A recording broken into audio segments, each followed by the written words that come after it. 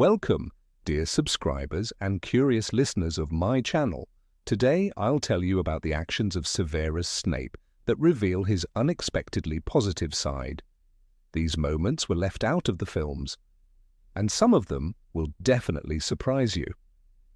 Enjoy the video number 1, a master of his craft.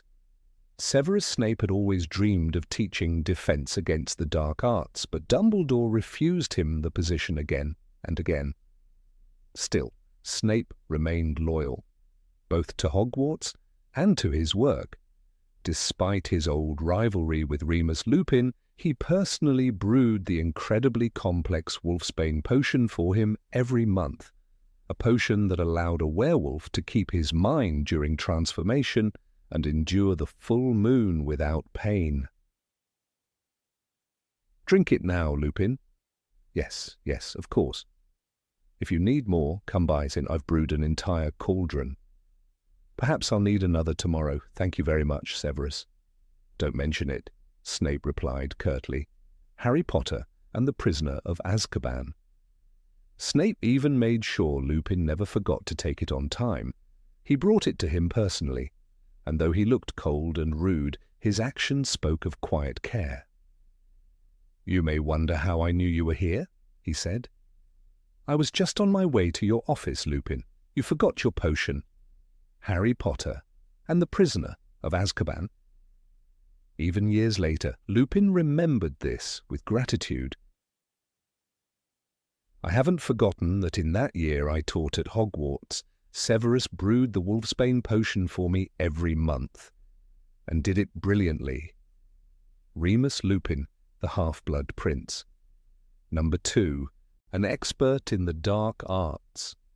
From a young age, Snape was obsessed with studying the dark arts, and that very obsession often saved lives. When Dumbledore was fatally cursed by Marvolo Gaunt's ring, it was Snape who managed to slow the curse's spread and buy him several more months of life. Later, during the events of the Chamber of Secrets, Snape insisted that the antidote for the petrified students be brewed by himself, not the boastful Gilderoy Lockhart. I'll make the potion, said Lockhart quickly. I have plenty of experience. Excuse me, said Snape coldly, but I believe I'm the potions master at this school. Harry Potter and the Chamber of Secrets. And when Katie Bell accidentally touched the cursed necklace, it was Snape who stopped the deadly magic from spreading through her body. Fortunately, Professor Snape managed to stop the curse, said Dumbledore. Why him? Asked Harry. Because he knows more about the dark arts than anyone else. Harry Potter and the Half-Blood Prince. Snape could be grim and severe, but it was his knowledge, not anyone's kindness, that saved lives time and time again within Hogwarts walls. Number 3, strict but just. When Snape became headmaster, Hogwarts turned into a place of fear. The 2 Death Eaters, the Carrows, terrorized students, and Snape was hated, even by those he secretly protected. But behind his cold cruelty hid a plan. Snape wasn't just surviving, he was saving the children. When Ginny, Neville and Luna tried to steal the sword of Gryffindor from his office, they could have been brutally punished. Instead, Snape didn't hand them over to the Carrows. He sent them to serve detention with Hagrid. What punishment did Snape give to Ginny, Neville and Luna? He sent them to the Forbidden Forest with Hagrid, Harry Potter and the Deathly Hallows. To Umbridge or the Carrows, that would have been weakness, but Snape turned punishment into protection. He stayed on the dark side, only outwardly acting from within, quietly, wisely, and effectively. Number 4, the unseen protector. In the first book and film, Snape appears to be Harry's enemy. But the truth was the opposite. When Harry's broom went wild during his first Quidditch match, everyone thought Snape had cursed it. In reality, he was the only one trying to save him. Snape was trying to save me? Harry asked, in disbelief. Of course, Quirrell replied coldly. He was trying to stop me from doing it again. Harry Potter and the Sorcerer's Stone.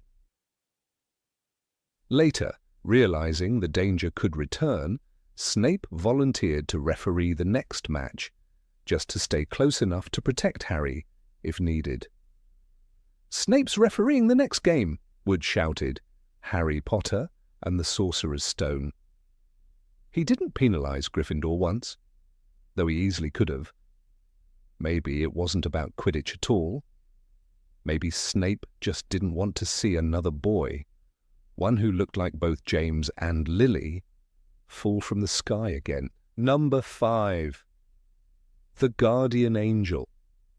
Snape saved Harry so many times that he truly became his guardian angel. Even when Harry believed Snape despised him, Severus quietly stood on his side again and again.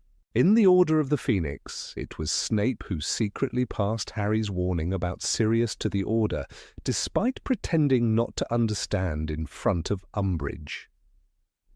"No idea," said Snape coldly. "If I wanted nonsense, Potter, I'd give you babbling Beveridge, Harry Potter and the Order of the Phoenix." After leaving her office, Snape immediately informed the Order, and that's why help reached the Department of Mysteries in time. Few know this, but Snape also refused to give Umbridge real Veritaserum. He lied, calmly, boldly, and without fear, simply to protect Harry. That's not how villains act. That's how those who secretly defend the good behave.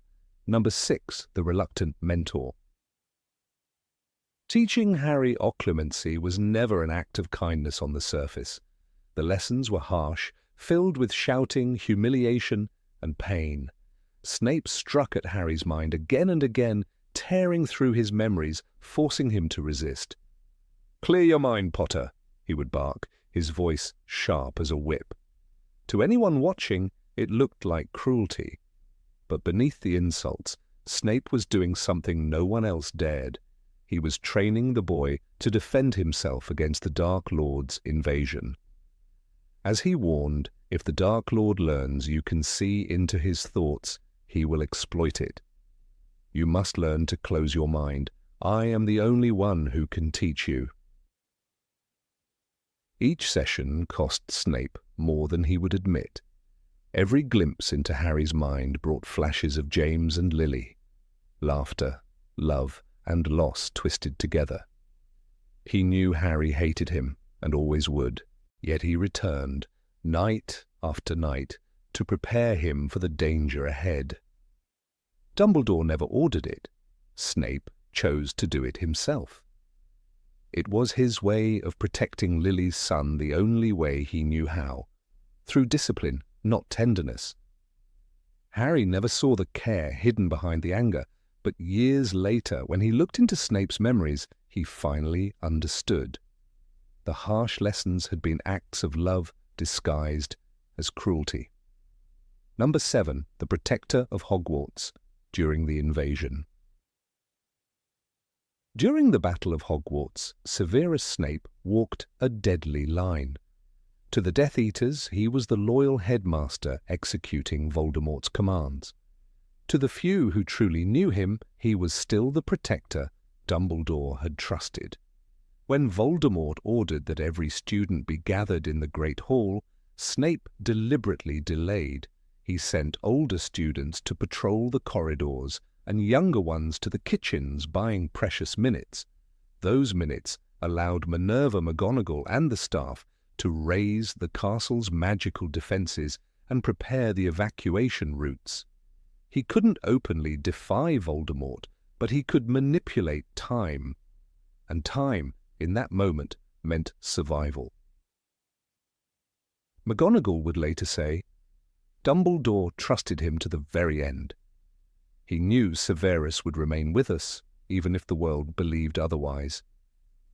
Snape's role in the defense of Hogwarts remained unseen, his courage unspoken. He didn't cast grand spells or rally armies. Instead, he protected lives quietly, one order, one delay, one hidden act at a time. When the battle finally broke out, Many students were already safe because of him. No one cheered his name, but in the shadows of those stone halls, Snape had fulfilled his final duty, guarding the children of the school he had never stopped serving. Number 8. Helping Narcissa Malfoy. When Narcissa Malfoy arrived at Spinner's End, her face pale and trembling, Severus Snape knew her visit could destroy him. Voldemort had ordered her son Draco to kill Dumbledore, a mission meant to punish Lucius's failure and ensure the boy's death. Bellatrix Lestrange, fierce and suspicious, followed her sister to test Snape's loyalty. In that dimly lit room, surrounded by danger, Severus made a decision that would seal his fate. He agreed to the unbreakable vow. "If Draco fails, you will carry out the deed for him," Narcissa said.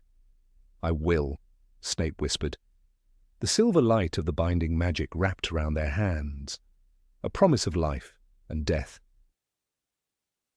Outwardly, it seemed like an act of loyalty to Voldemort, but the truth was far more complex. Snape was not protecting the Dark Lord's interests. He was protecting a boy. He understood that Draco was being used as bait, a child forced to carry out an execution he could neither commit nor survive.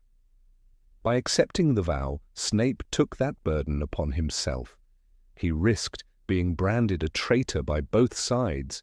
The Order would hate him for killing Dumbledore, and Voldemort would kill him if he refused. Yet Snape stood calm, cold, and resolute, playing the part of the perfect servant while secretly preparing to save Draco's life. This single moment revealed the truth about Snape's moral world. He was neither saint nor villain, but a man trapped in endless twilight, choosing between two evils.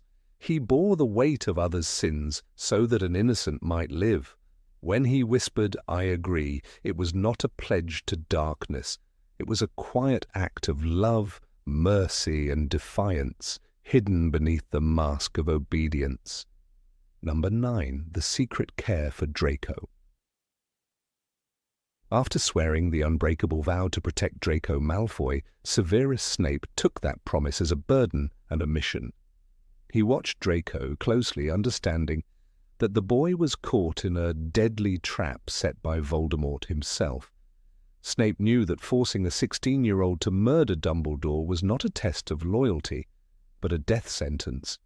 In Harry Potter and the Half-Blood Prince, he warned Dumbledore, "You cannot ask this of him, he is just a boy."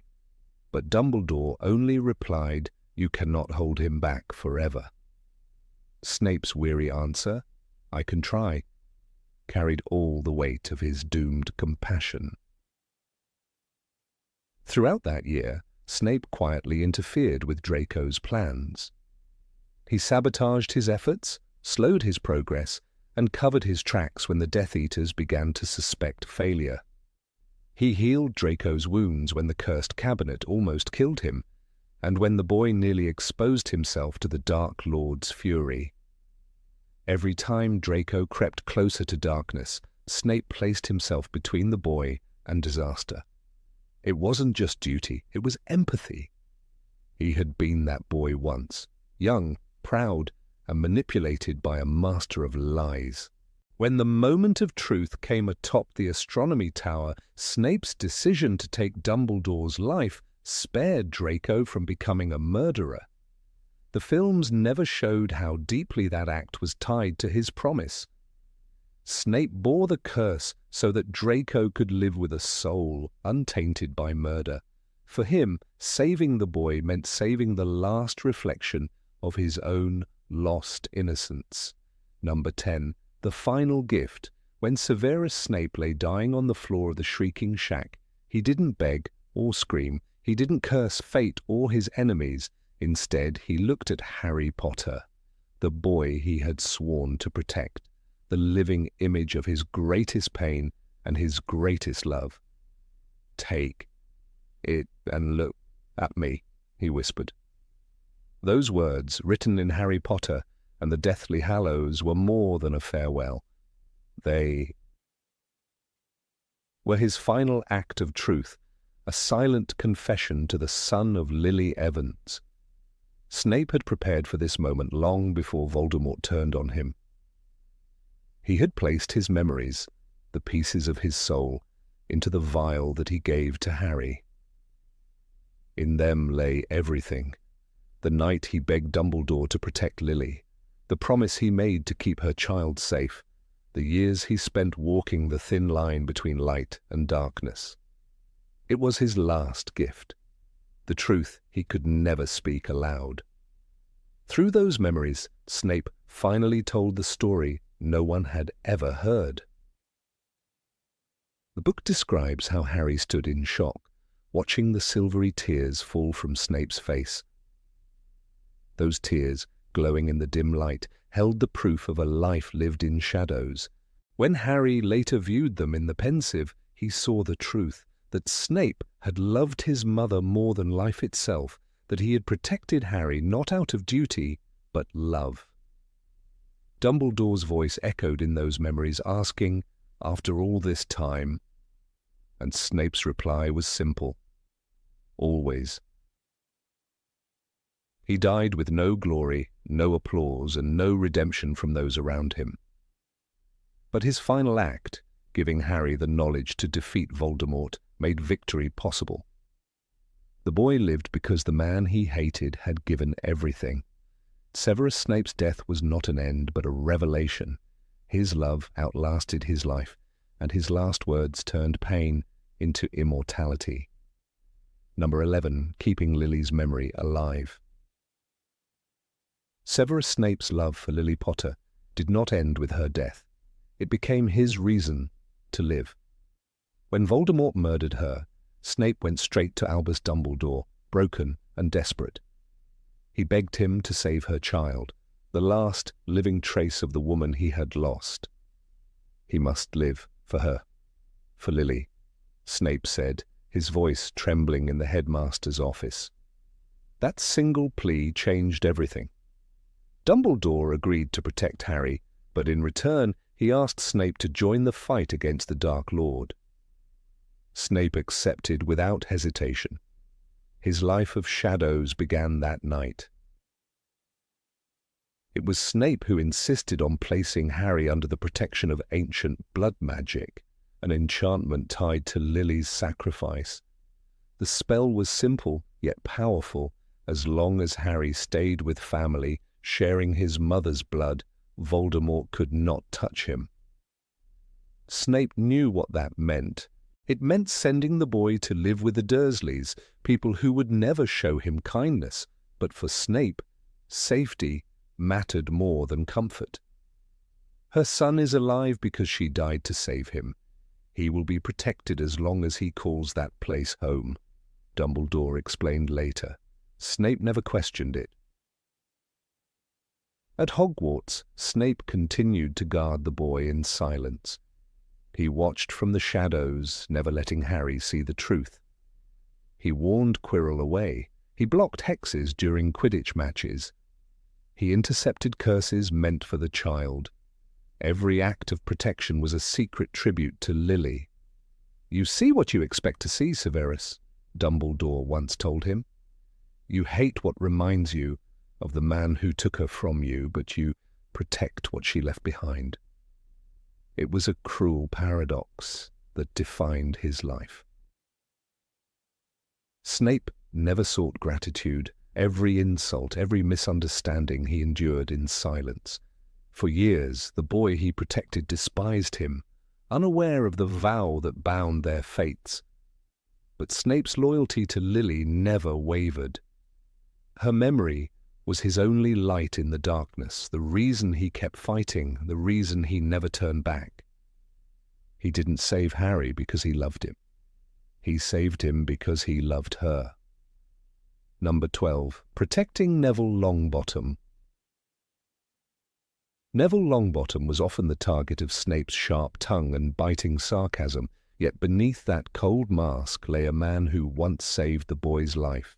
Few know that during the height of the Second Wizarding War, When Bellatrix Lestrange and a group of Death Eaters hunted down Neville and his grandmother, it was Severus Snape who secretly intervened.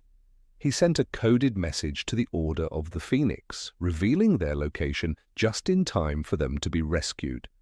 Snape never took credit, and no one ever thanked him.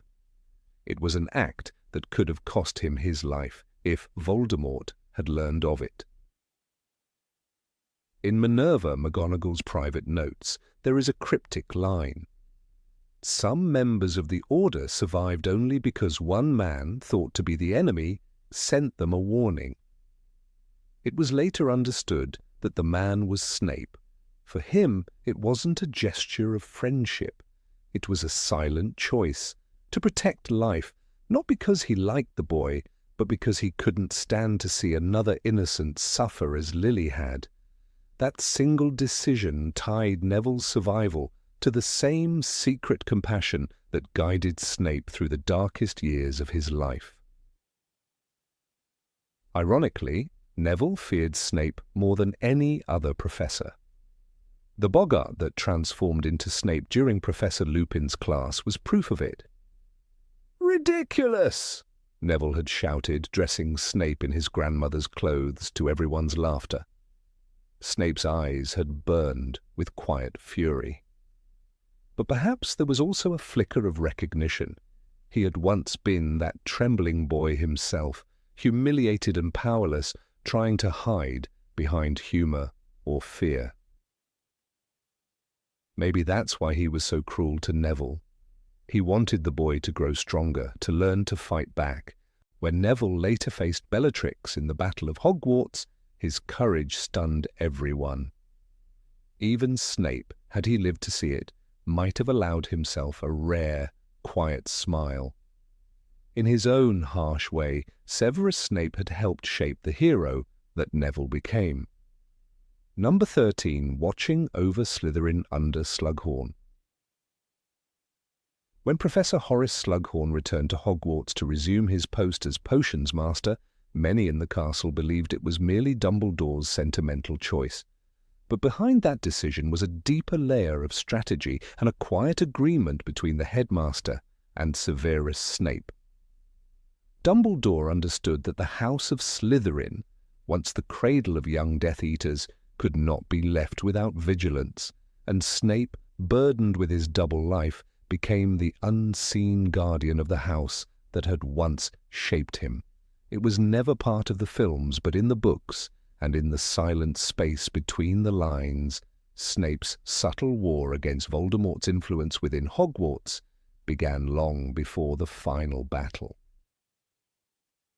Snape had spent his youth as one of the ambitious few who flirted with the dark arts, drawn in by promises of power. He had known firsthand the seductive whispers of Voldemort's ideology, the idea that greatness could only be achieved through domination. When he returned to Hogwarts as a teacher, he saw that same dangerous curiosity flickering in the eyes of his students. Young boys like Miles Bletchley and Malcolm Baddock whispered in the corridors about the glory of the Dark Lord, imitating older siblings who had joined the Death Eaters. And Snape, standing at the edge of their admiration, recognized the beginnings of ruin. While Slughorn filled his evenings with dinner parties for promising pupils, Harry Potter among them, Snape was elsewhere, moving quietly through the shadows of the castle, ensuring that Slytherin House did not become a breeding ground for Voldemort's next generation. He was not the jovial mentor that Slughorn was. His methods were severe, his punishments precise. But behind every detention, every cutting remark, there was a purpose: to distance his students from temptation. When Theodore Nott was caught sneaking into the library's restricted section, Snape confiscated his books and told him coldly that knowledge, in the wrong hands, only shortens one's life. Few understood that this was not mockery, it was protection. Even Dumbledore, in one of his private notes later found among his papers, wrote that Snape keep Slytherin in check with a vigilance that no one else could match. He saw the danger where others saw only rebellion. The castle's ghosts whispered about it, and even Filch noticed that Slytherin's corridors had grown quieter during Snape's watch. The boys who had once bragged about family ties to Death Eaters now avoided speaking Voldemort's name at all. Snape's authority was absolute, and for many of them, his fear was stronger than their fascination with the Dark Lord.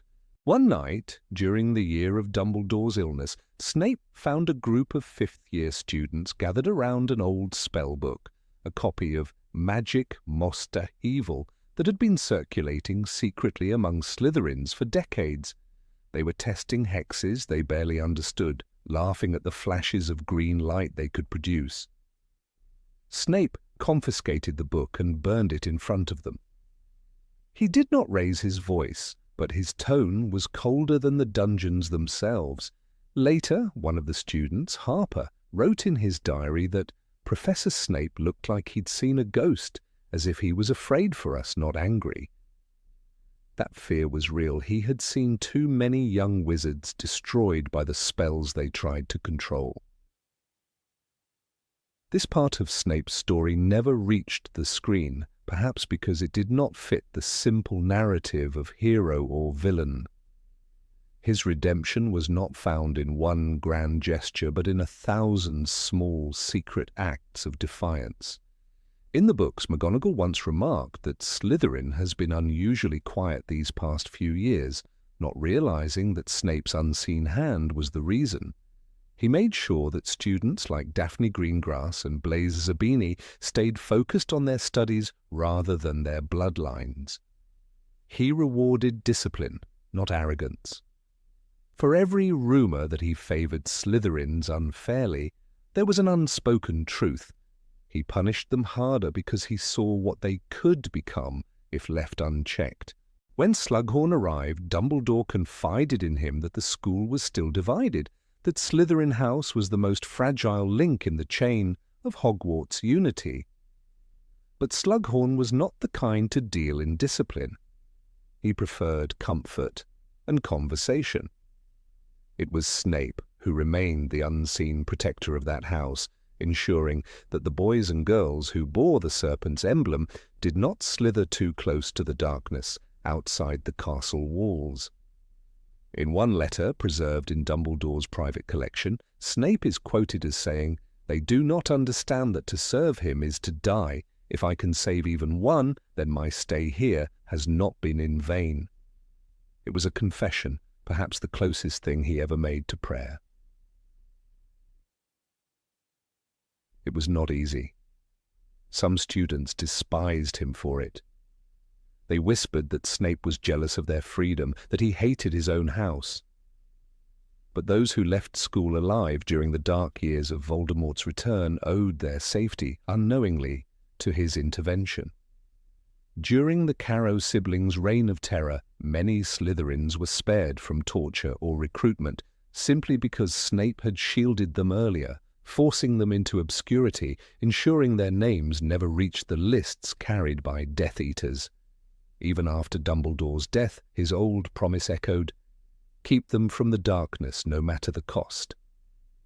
Number 14. Helping Hermione Granger.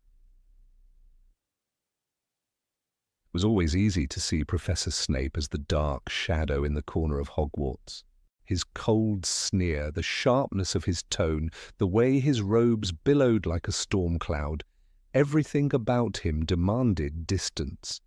To most students, he was the embodiment of hostility. Yet beneath that darkness, there existed an intricate web of quiet acts that went unnoticed, especially by those who would later call him cruel. One of the most overlooked of these acts was directed not at Harry Potter, but at Hermione Granger, the brightest witch of her age, and one of the few who ever truly tried to earn Snape's respect. Hermione had always approached potions with the same intensity she gave every subject. To her, it wasn't just about mixing ingredients, it was about understanding the chemistry of magic itself. Yet potions under Snape's gaze was not a forgiving art. A single wrong stir could turn a healing draught into poison. Even so, Snape rarely deducted points from Hermione for her enthusiasm, no matter how often she overstepped her bounds. There were moments when her eagerness to impress nearly caused real accidents, but Snape's hand would flick his wand imperceptibly, correcting the angle of her cauldron or cooling a flame before it flared too high. The class would never notice. Hermione never realized it was his intervention that kept her from harm. In Harry Potter and the Prisoner of Azkaban, there is a subtle reference that fans often skim over. When Hermione begins using the time turner to attend multiple classes, including Snape's, she is constantly exhausted, distracted, and overwhelmed. Yet her performance in potions remains flawless. How could that be when fatigue and distraction usually earned even the best students Snape's wrath? Dumbledore once said, "You will find that help will always be given at Hogwarts to those who ask for it." But with Snape, help was given without asking and never spoken of. Her continued excellence under such strain was not merely her doing. It was the silent protection of a professor who had quietly taken notice of her discipline. One afternoon, Hermione attempted to modify the draught of peace, a notoriously difficult potion even for NEWT-level students. She was only in her 3rd year. The modification involved reducing the infusion time of powdered moonstone, an ingredient prone to explosive reaction when handled incorrectly. Snape, passing behind her, noticed her change before it became catastrophic. With a flick of his wand and a murmur under his breath, the volatile mixture stabilized. The potion was emitting a faint silver vapor, Rowling wrote, but Snape's expression betrayed nothing. He simply moved on, his usual disdain masking what could have been a life-saving intervention. Years later, in an interview, J.K. Rowling admitted that Snape was not indifferent to intelligence, only to arrogance. This subtle distinction explains his complex attitude toward Hermione. She challenged him intellectually, though she never realized it. Unlike most students, she genuinely admired the intellectual craft of potion-making. Snape, despite his harsh exterior, recognized in her a mirror of his younger self, a student who sought understanding rather than applause. He would never praise her publicly, that would be out of character.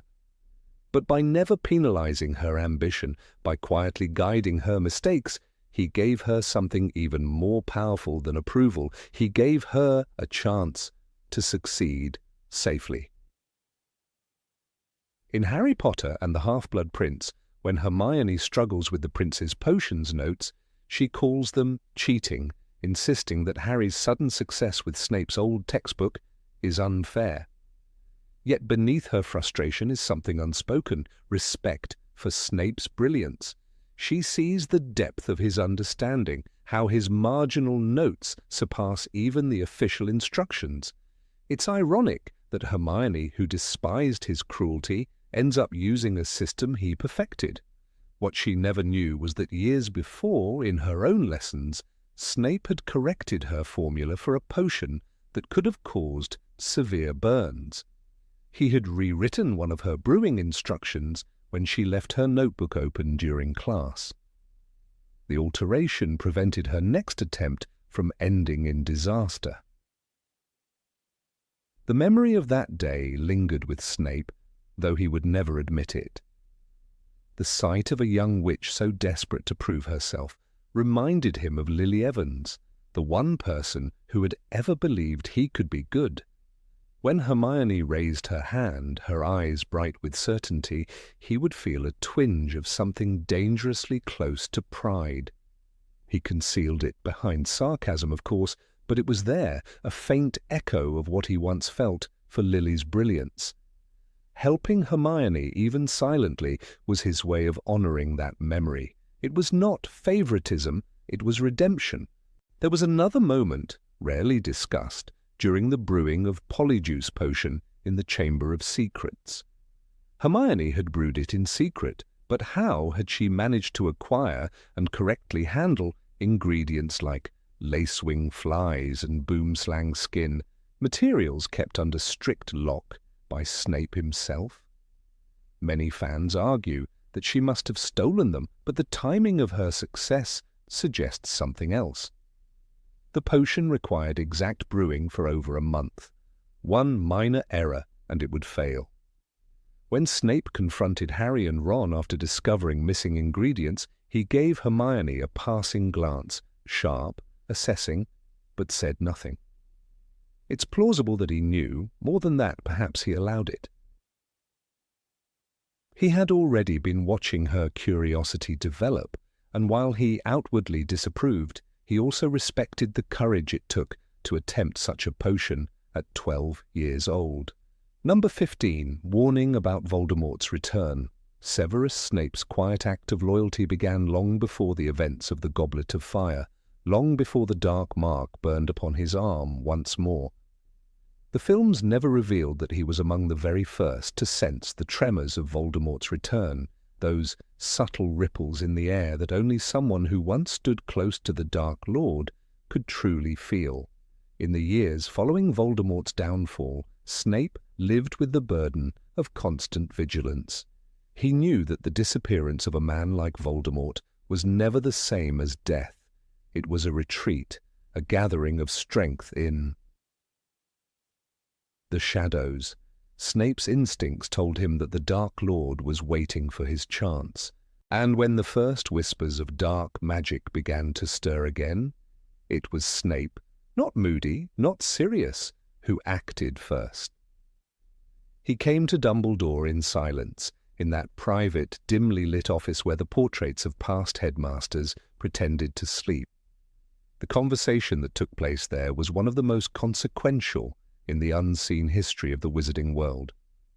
Snape told Dumbledore that the old marks had begun to ache, that some of the most dangerous Death Eaters were growing restless, and that there were signs of forbidden rituals connected with restoring a body to a spirit. The films never gave us that moment, yet it was Snape's early warning that gave Dumbledore the time to prepare. It was Snape who allowed the Order of the Phoenix to awaken before Voldemort's first strike. When the Triwizard Tournament was announced, Dumbledore already had watchers in place, informants spread across the wizarding world. The audience in the films might think it was Dumbledore's foresight alone, but in truth it was Snape's trembling suspicion that had started it all. He knew that the kind of dark magic required to manipulate a tournament that old, that protected, could only come from someone desperate to open a path back for a lost master. Snape had seen it before, the hunger in Voldemort's eyes when he spoke of immortality, the fascination with rituals that could cross the threshold between life and death. Snape's role as a double agent forced him to walk an almost unbearable line. He had to pretend to ignore the whispers from the old followers while secretly reporting everything to Dumbledore. He could not show his fear, nor could he show eagerness.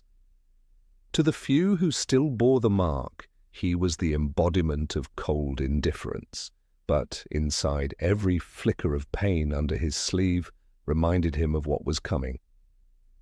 The films never let us see that quiet torment, the loneliness of a man who had chosen to be hated by both sides in order to serve a greater cause. In the Order of the Phoenix, Snape's brief words, "He is gathering followers and this time he has a plan," are not merely an update, they are a confession. It is Snape revealing in the only way he can that he knows more than he is allowed to say. That line alone shows the invisible war he is fighting. Voldemort was calling his servants again, and Snape, bound by both the vow of his false allegiance and his true loyalty to Dumbledore, could only hint at the truth. It was not Dumbledore who first heard the call of the Dark Lord's resurrection. It was Snape, through the burning of his mark, through the echoes of the same darkness that once enslaved him.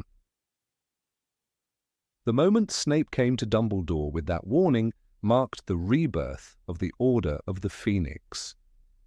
Dumbledore began contacting the old members, Arabella Figg, Daedalus Diggle, Elphias Doge, and even the reluctant Mundungus Fletcher. Protective charms around Hogwarts were reinforced, secret networks in the Ministry were quietly reactivated, and old safe houses were reopened. To the outside world, the peace remained undisturbed, but in the hidden corridors of power, the resistance was already forming. Without Snape's early intervention, Dumbledore would have had no reason to act until it was too late. Snape's act was not heroic in appearance. There was no duel, no grand proclamation, no visible bravery. It was a whisper in the dark, a man placing his faith in a cause that would never fully accept him. To the Order, Snape was still the Death Eater they tolerated only because Dumbledore swore by him. Sirius never trusted him, Moody despised him, and even Lupin, grateful as he was, watched him with suspicion. And yet, while the others doubted, Snape worked in silence, risking his life every time he crossed the line between Hogwarts and the hidden, gathering places of the Dark Lord's old followers. The tragedy of Snape's life was that his best deeds were never seen. His warning about Voldemort's return was erased beneath the noise of later battles. History remembered the night of the third task when Voldemort returned, in his body, not the quiet months before, when one man tried to prevent the inevitable. It was his information that kept Hogwarts from being a defenseless sanctuary when Umbridge and the Ministry later turned against Dumbledore. It was his early alert that allowed the protection charms to be enhanced, and the watch on the Forbidden Forest to be intensified. Every small measure of preparedness traced back to that single act of courage.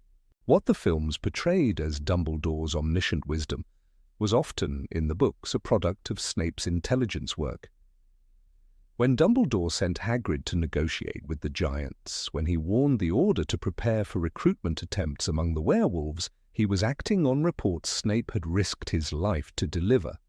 Voldemort's tactics, his renewed focus on pure blood supremacy, his reliance on fear. Snape knew them all too well. He had seen those patterns before, and that experience made his insights indispensable. Number 16, Keeper of Dumbledore's Secrets. After Lily Potter's death, Severus Snape's world shattered into fragments sharper than broken glass. But in that silence of loss, something unthinkable was born: trust.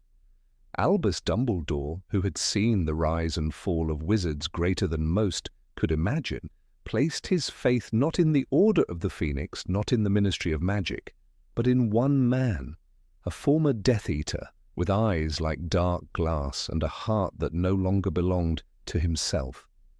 What the films never truly revealed was the depth of this trust, nor the weight of the secret Snape carried alone. Dumbledore did not simply use Snape as a double agent, he made him the keeper of truths that could shatter worlds. Snape was the only person Dumbledore ever told the complete story. Not even Minerva McGonagall, his most loyal deputy, knew the full scope of what was to come. In the shadows of Hogwarts's stone corridors, late at night, Dumbledore shared with Snape the most dangerous knowledge in existence, the secret of the Horcruxes. Harry, Ron, and Hermione would later stumble upon it like children picking through ruins, but Snape had known long before them. Dumbledore trusted him with the truth because he understood that only a man who had walked through darkness could understand what it meant to destroy it. What makes this act of loyalty remarkable is how completely Snape concealed it. He never spoke of Horcruxes, never hinted at the burden he bore.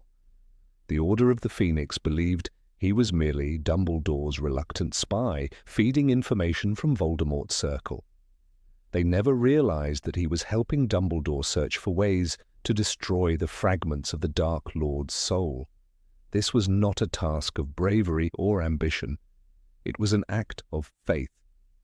In the book Harry Potter and the Deathly Hallows, Dumbledore himself confides, "Only one person in the world knows the whole truth, and that person is Severus Snape." It was not a compliment. It was a declaration of absolute dependence. The films show Snape's bitterness, his cruelty, his tears, but they miss the most profound layer. He was not simply a pawn moving between two masters. He was the fulcrum on which the entire war balanced. Voldemort's army moved by fear, the Order by courage, and Snape by silence. While others shouted their loyalties, he hid his in every breath. To carry such knowledge and act as though it didn't exist required not only strength, but the kind of endurance that devours the soul from within. When Dumbledore discovered that his hand had been cursed by the ring Horcrux, he knew the curse would kill him. But the story the world saw was incomplete. Snape was not simply the man who agreed to kill Dumbledore to spare Draco Malfoy's soul. He was also the one who worked with Dumbledore in secret to weaken the curse and delay its progress. He brewed complex potions, mixed with enchantments only he could manage, to keep the headmaster alive long enough to complete his plan. Every dose he gave was a silent countdown to death. Not just Dumbledore's, but his own, for every potion linked him deeper to the Dark Lord's scrutiny. No one else in the wizarding world could have done what Snape did. Horace Slughorn had the skill but not the courage. McGonagall had the heart but not the secrecy. Dumbledore chose Snape because he needed someone who could walk in shadows without losing sight of the light. Snape knew what Voldemort was searching for: immortality, and he understood the irony of Dumbledore's task: to destroy life fragments in order to save one boy. He never asked for gratitude, he never demanded understanding.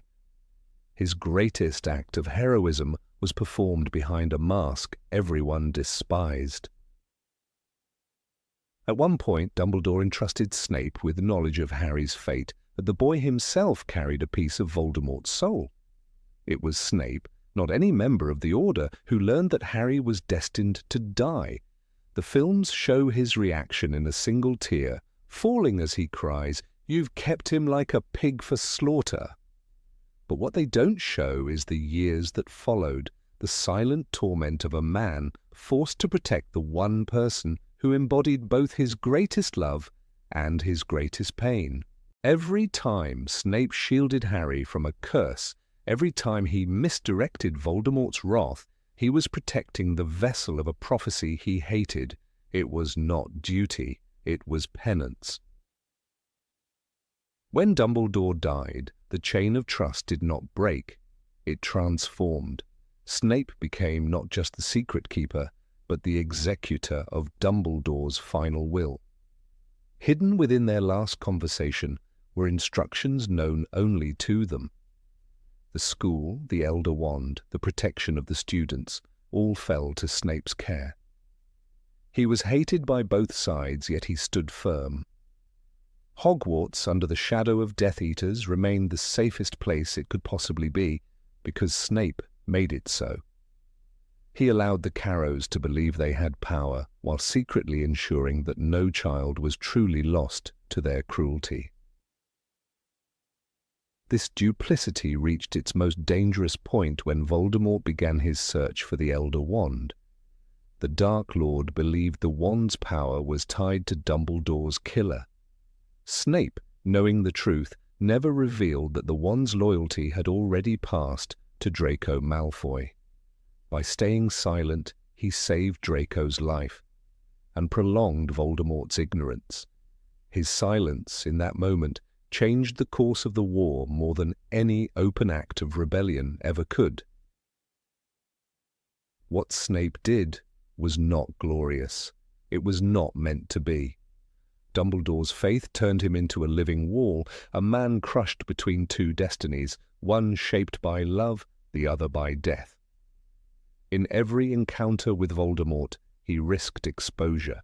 When he claimed to the Dark Lord that Dumbledore's death had been his triumph, He was lying with every breath, masking his horror behind calm obedience. "You are a brave man, Severus," Dumbledore once told him, and those words, simple as they were, carried the weight of history. Few understand how much Snape's knowledge reshaped events after Dumbledore's death. He was the one who ensured that the sword of Gryffindor reached Harry, arranging for it to appear in the Forest of Dean at exactly the right time. He risked his life to deliver it without revealing his hand, allowing Harry to destroy the Horcrux locket. He could not tell anyone. He could not ask for help. Every move he made was calculated under the eyes of a master legilimens. Even a flicker of the wrong emotion could have condemned him. Yet he succeeded. The Order thought him a traitor. The students saw a tyrant. Voldemort saw a servant. Only Dumbledore had ever seen the truth, and Dumbledore was gone.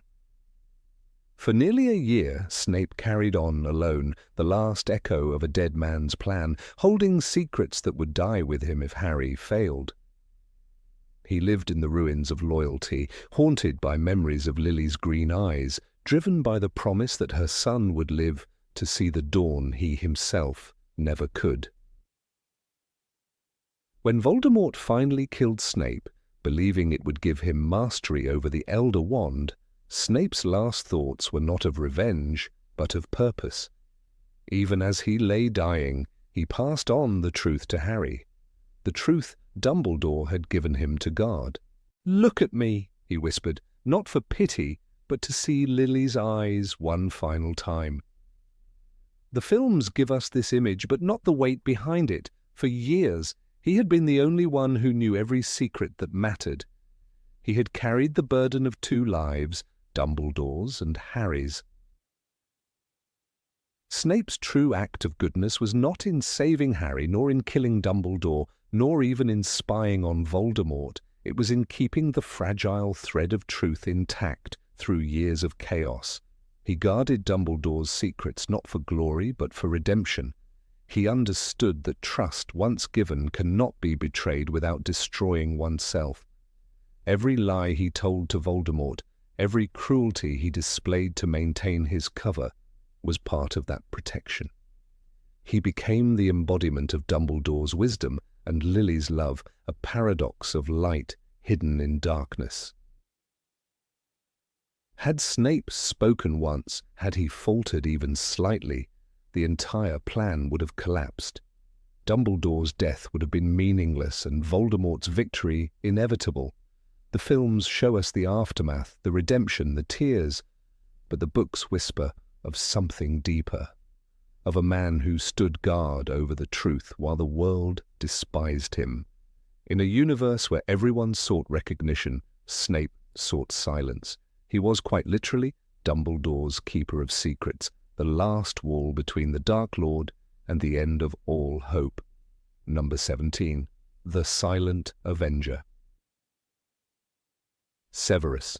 Snape's story has always been painted in shades of grey. Half darkness, half redemption.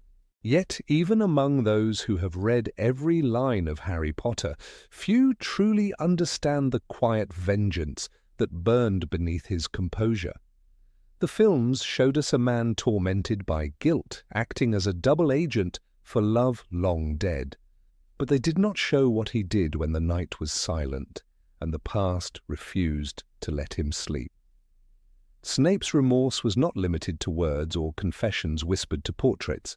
It became action, measured, calculated, and terribly human.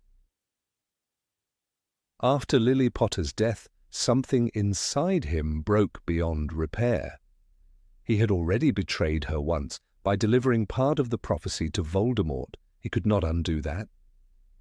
Yet the man who had once sworn loyalty to the Dark Lord began to move like a shadow in the aftermath of her murder. Hidden behind Dumbledore's orders and the masks of Death Eaters, Snape quietly sought out those who had taken part in the chain of betrayal. He knew he could not kill Peter Pettigrew, The coward was protected by Voldemort's favor, and later by his own disguise as a rat. But there were others. Those who had carried messages, who had laughed when the Potters fell, who had shared in the hunt for the family's location.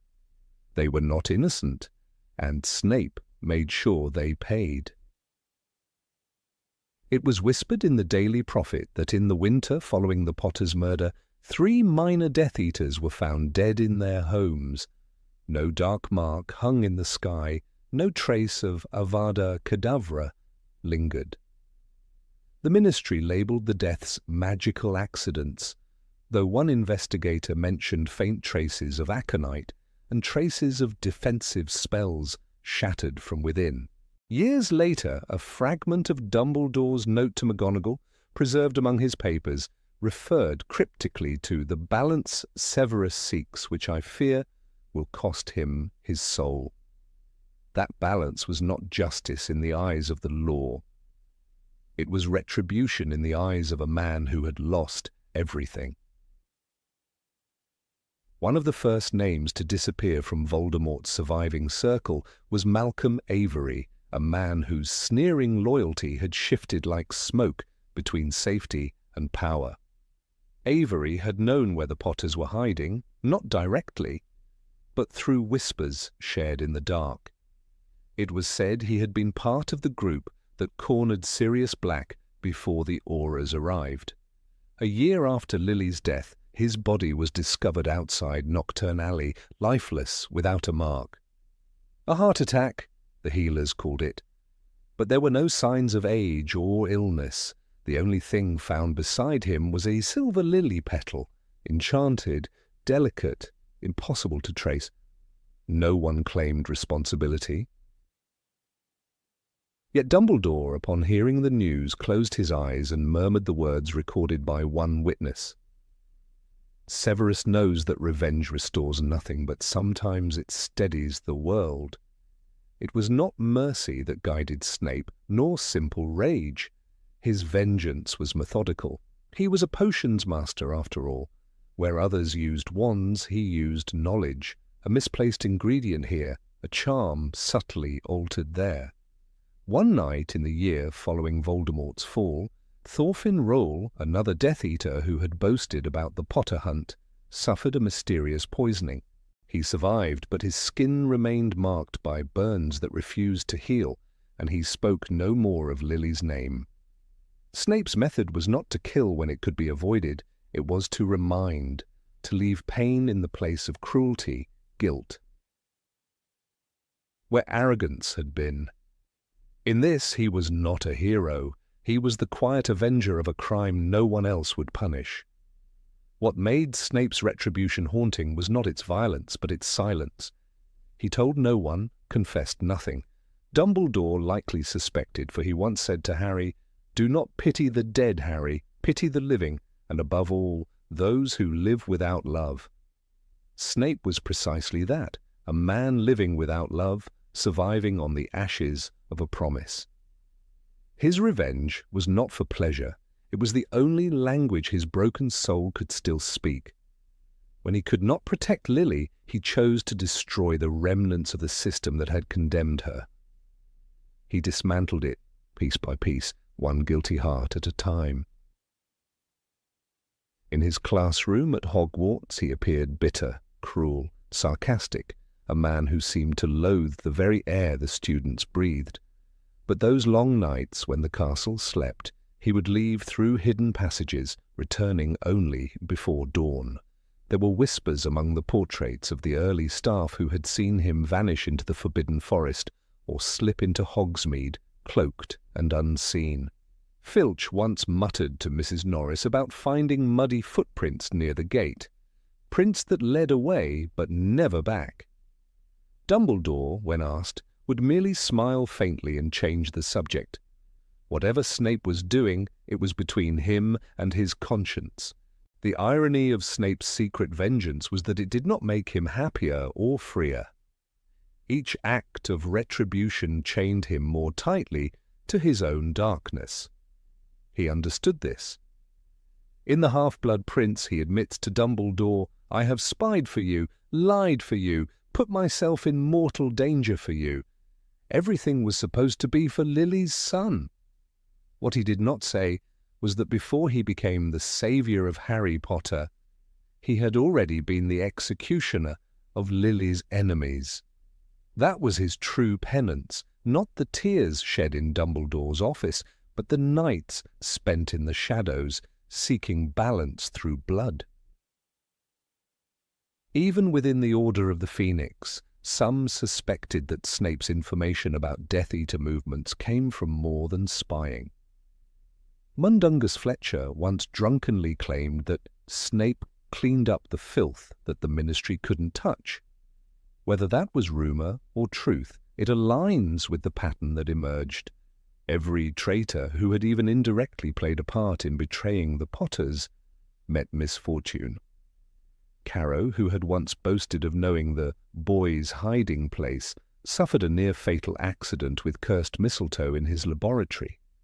Yaxley, another associate, fell gravely ill from an untraceable toxin. The world saw coincidence. Snape saw justice served in silence. The films showed Snape as a tragic man defined by regret. But the tragedy was deeper than that. His was a grief that demanded movement, not merely reflection. Imagine him in the dim light of his quarters, mixing vials of translucent potion, his hands trembling as he whispers Lily's name under his breath.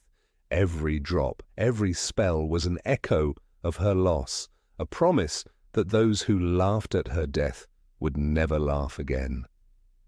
It was his own kind of mourning ritual, grim, relentless, secret.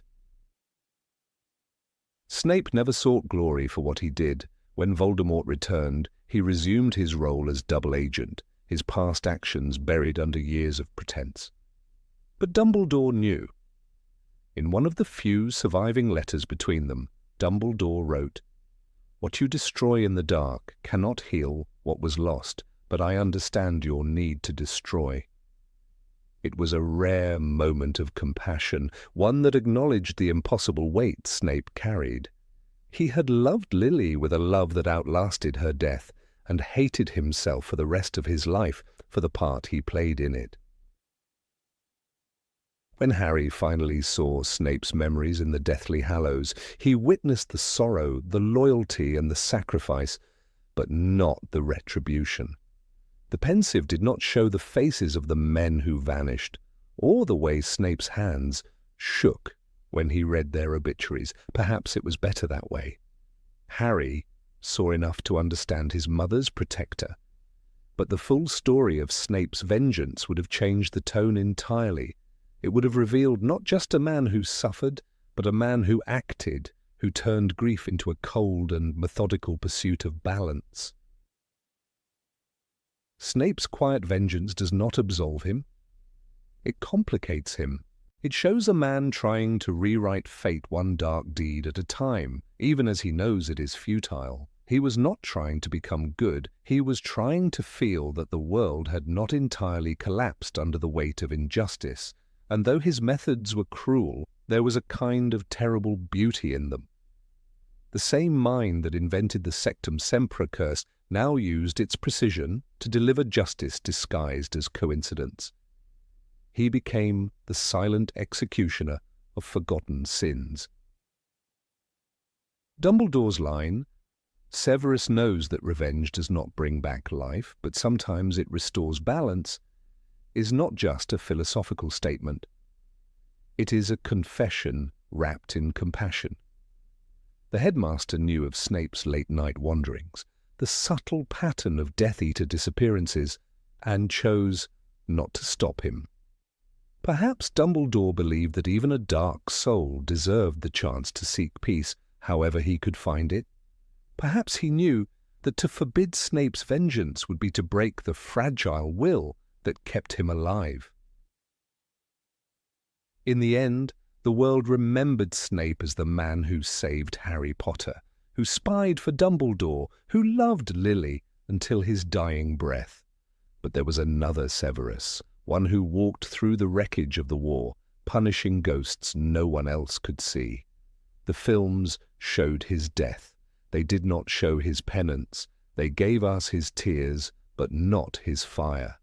Somewhere in the shadowed corners of wizarding history lies the memory of the quiet avenger. A man who repaid betrayal, not with forgiveness, but with a justice too human, too painful to ever be written in the pages of a schoolbook. Number 18.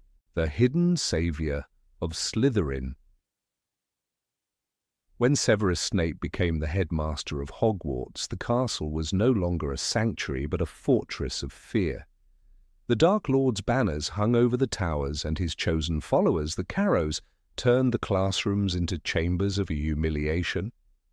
To most students, Snape was the enemy, a cold, silent enforcer of Voldemort's will. Yet beneath the black robes and the mask of cruelty, there was a man performing a dangerous balancing act, one that few ever saw, and even fewer survived long enough to understand. In the chaos of war, Snape's quiet heroism lay not in open defiance, but in subtle mercy, in the hidden ways he kept his students alive. He was watched constantly. A single act of compassion could have cost him his life. To maintain the illusion of loyalty to the Dark Lord, Snape had to act the part of a tyrant. Every word, every punishment, every decision was measured against the eyes of Death Eaters who wanted to see him fail. Yet even as Amicus and Alecto Carrow delighted in cruelty, Snape found small, almost invisible ways to shield the students, especially those of Slytherin House, his own. In Harry Potter and the Deathly Hallows, Rowling notes that no Slytherin student was killed within Hogwarts during Snape's tenure. That line, so brief in the book and omitted entirely from the films, hides a story of courage that deserves to be told. The Carrows loved to make examples of children. Amicus, who taught dark arts, used Cruciatus as a demonstration tool. Alecto, overseeing Muggle studies, forced half-bloods to repeat the word filth until their voices broke. When the punishments were over, Snape would intervene, not openly, not heroically, but strategically. He redirected detention rosters, altered schedules, and issued decrees that offenders be dealt with by him personally. The Carrows took it as a compliment to his discipline. The students, though terrified, quickly learned that if Snape handled your punishment, you came back bruised in pride, but alive in body. It was said among the Slytherins that detention under Snape was not a curse, but a reprieve. Theodore Nott, a quiet and intelligent boy, once disappeared after being caught hiding a friend from another house.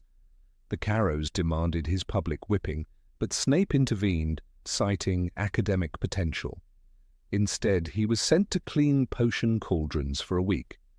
The Carrows sneered, but Snape's reasoning, "He belongs to me and I decide his punishment," satisfied their twisted hierarchy. Theodore later told Daphne Greengrass that he didn't even shout. He just told me to keep my head down and get through the year. It was a message cloaked in harshness, but rooted in protection. Snape's punishments were often theatrical.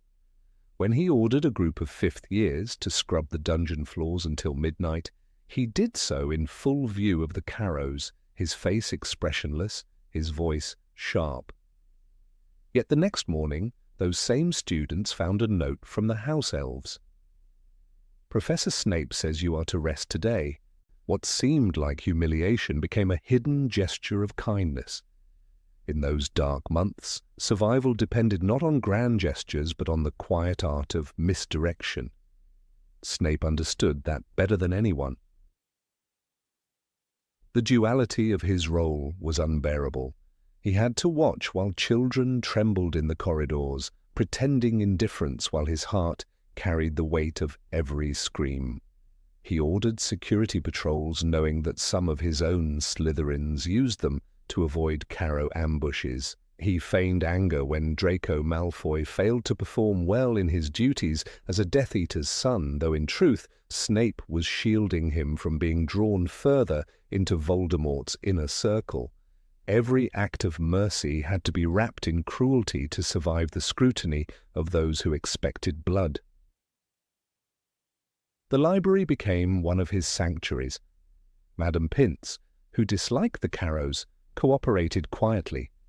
Snape would send certain students there as punishment for disobedience, claiming they needed to copy ancient runes as discipline. In reality, the library's silence and safety gave them a few hours of peace. The same was true of the greenhouses. Professor Sprout, despite her hatred for the regime, understood what he was doing. When Snape ordered detentions there, she knew to prepare tasks harmless, but exhausting enough to look legitimate. It was dangerous for both of them, Rowling wrote, but necessity had made allies of strange kinds. He knew he was hated. Gryffindors spat his name as if it were poison, Ravenclaws whispered about his cruelty, and even Hufflepuffs looked away in corridors. Yet among the Slytherins, the truth was more complicated. Pansy Parkinson once confided to Blaise Zabini that he's harsh, but he doesn't let them hurt us. Years later, after the war, she repeated the same words to reporters. He was strict, yes, but fair. He saved us, and no one ever thanked him. That sentiment never made it to the films. On screen, Snape remained the cold headmaster. In the books, however, his legacy among his students was of a man who bore the weight of their survival. Snape's method of protection extended beyond punishment. When Death Eater raids increased around Hogsmeade, he personally enforced curfews for Slytherins, ordering them to remain in the common room.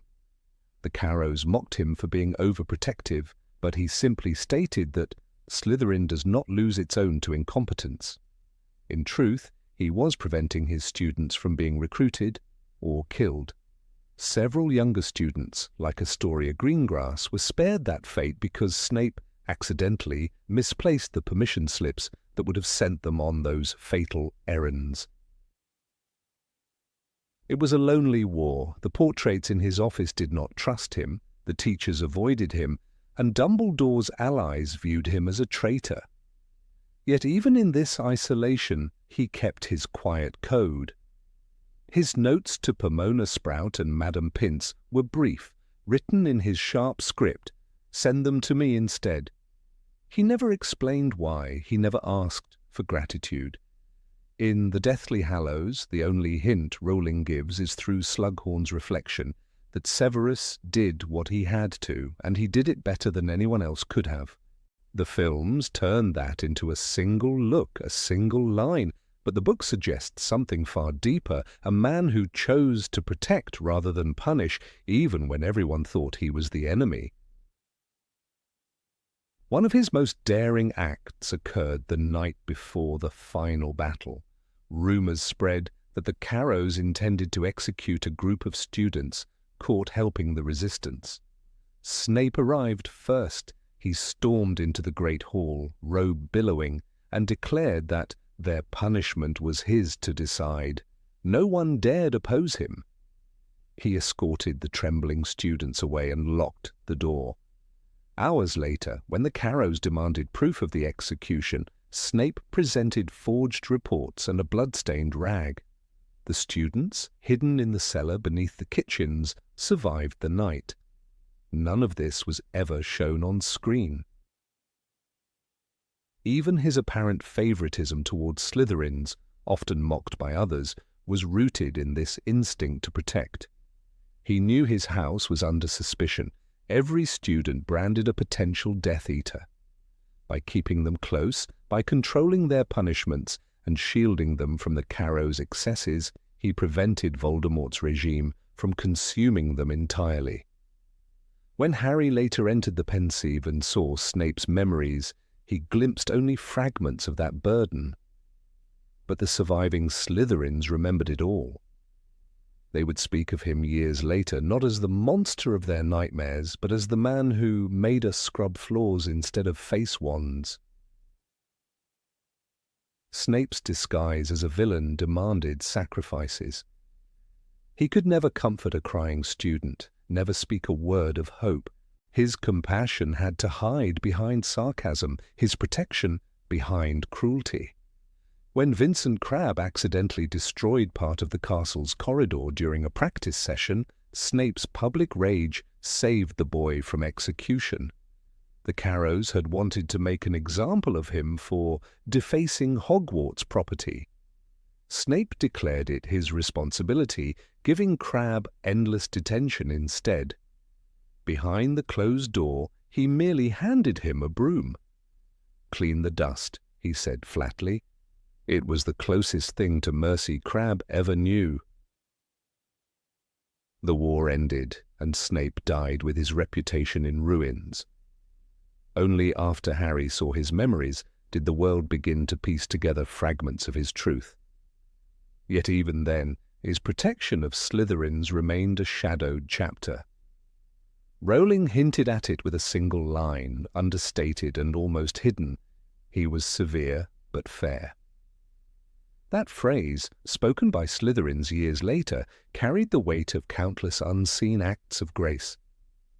In a castle ruled by terror, Snape had chosen to save his students not with speeches or glory, but with deception, restraint, and quiet defiance.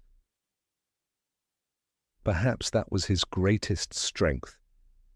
He never asked to be loved. He never demanded to be understood. His goodness, like his pain, was buried beneath layers of secrecy.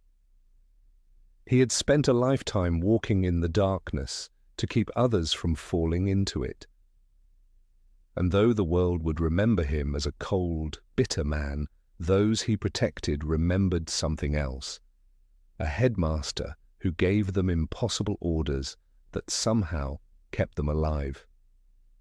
They owed their survival to the invisible shield he raised in silence. In the end, Severus Snape was not just the headmaster of Hogwarts, he was its unseen guardian. While the films painted him as a man of ambiguous loyalties, the truth in the books was far more profound. He was a man who carried both the mark of the villain and the heart of a savior.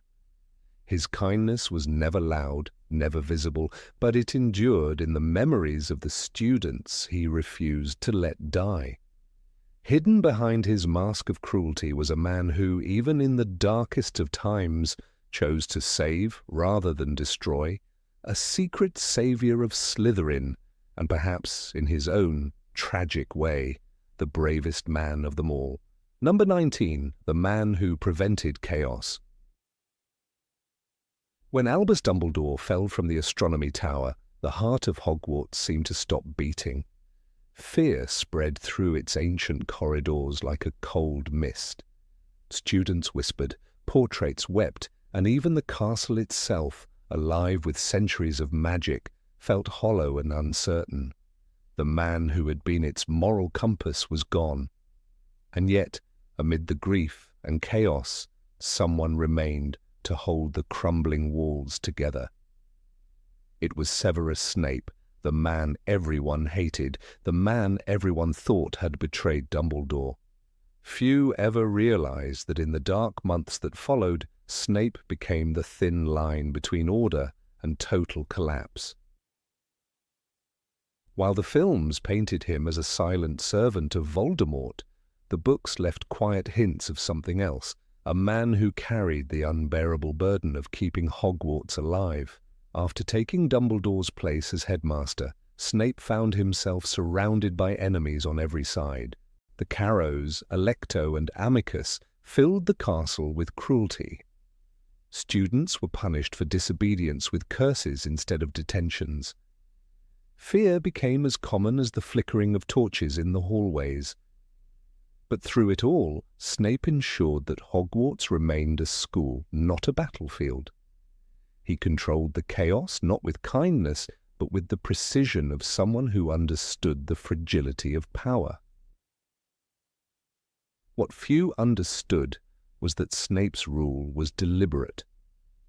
He knew the school was now under the eyes of Voldemort, and open rebellion would mean its destruction. He allowed just enough discipline to keep the Carrows satisfied while quietly shielding students from the worst of their punishments. When Neville Longbottom began organizing Dumbledore's army again, Snape pretended not to notice for as long as he could. He ruled with an iron hand, Professor McGonagall later wrote, but even those who hated him knew, without him, everything would have collapsed. That sentence, buried deep in the headmaster's notes, reveals more than any battle scene ever could.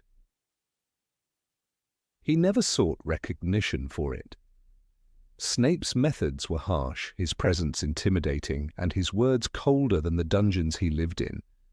Yet behind that mask was a desperate strategy: survival. In the book Harry Potter and the Deathly Hallows, McGonagall's confrontation with him reveals how long he had been walking the line between resistance and obedience. When she later tells Harry that Snape did his duty, it is more than a reluctant admission. It's a confession of gratitude for the man who kept their world from collapsing into anarchy. Every morning, Snape would walk the Great Hall, his robes whispering against the stone floor.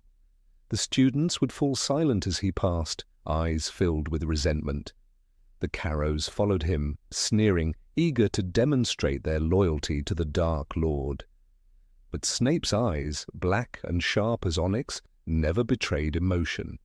He would announce rules, assign punishments, and maintain a facade of absolute control. Yet behind closed doors he was intervening quietly, reducing sentences, altering reports, redirecting Carrow rage toward himself instead of the children. When Amicus tried to cruciate a first year for speaking Dumbledore's name, Snape stepped in, his voice calm but final. The Carrow backed down. Fear obeyed him, even when loyalty did not. He also fought to preserve the essence of education. Under Voldemort's regime, Hogwarts could have easily turned into a camp of indoctrination. Snape refused that transformation. He kept lessons running, teachers employed, and the library open. If the school ceased to be a school, he once told Dumbledore's portrait, according to a later note found by Filch, then all of this was for nothing. It was his unspoken vow to preserve at least a fragment of the old Hogwarts for when the darkness would pass. In the Deathly Hallows we are told that Snape permitted no open violence in the corridors, a small line that hides a greater truth. Violence was everywhere, in homes, in streets, in hearts, but not in Hogwarts, not completely. The walls of the castle had seen wars before, yet this was different, a quiet war, fought through rules and silence. Snape understood that sometimes to resist evil, one must appear to serve it. It was the cruelest form of heroism. Even within the staff, his presence was paradoxical. Professors like Sprout and Flitwick despised him, but continued to teach under his direction.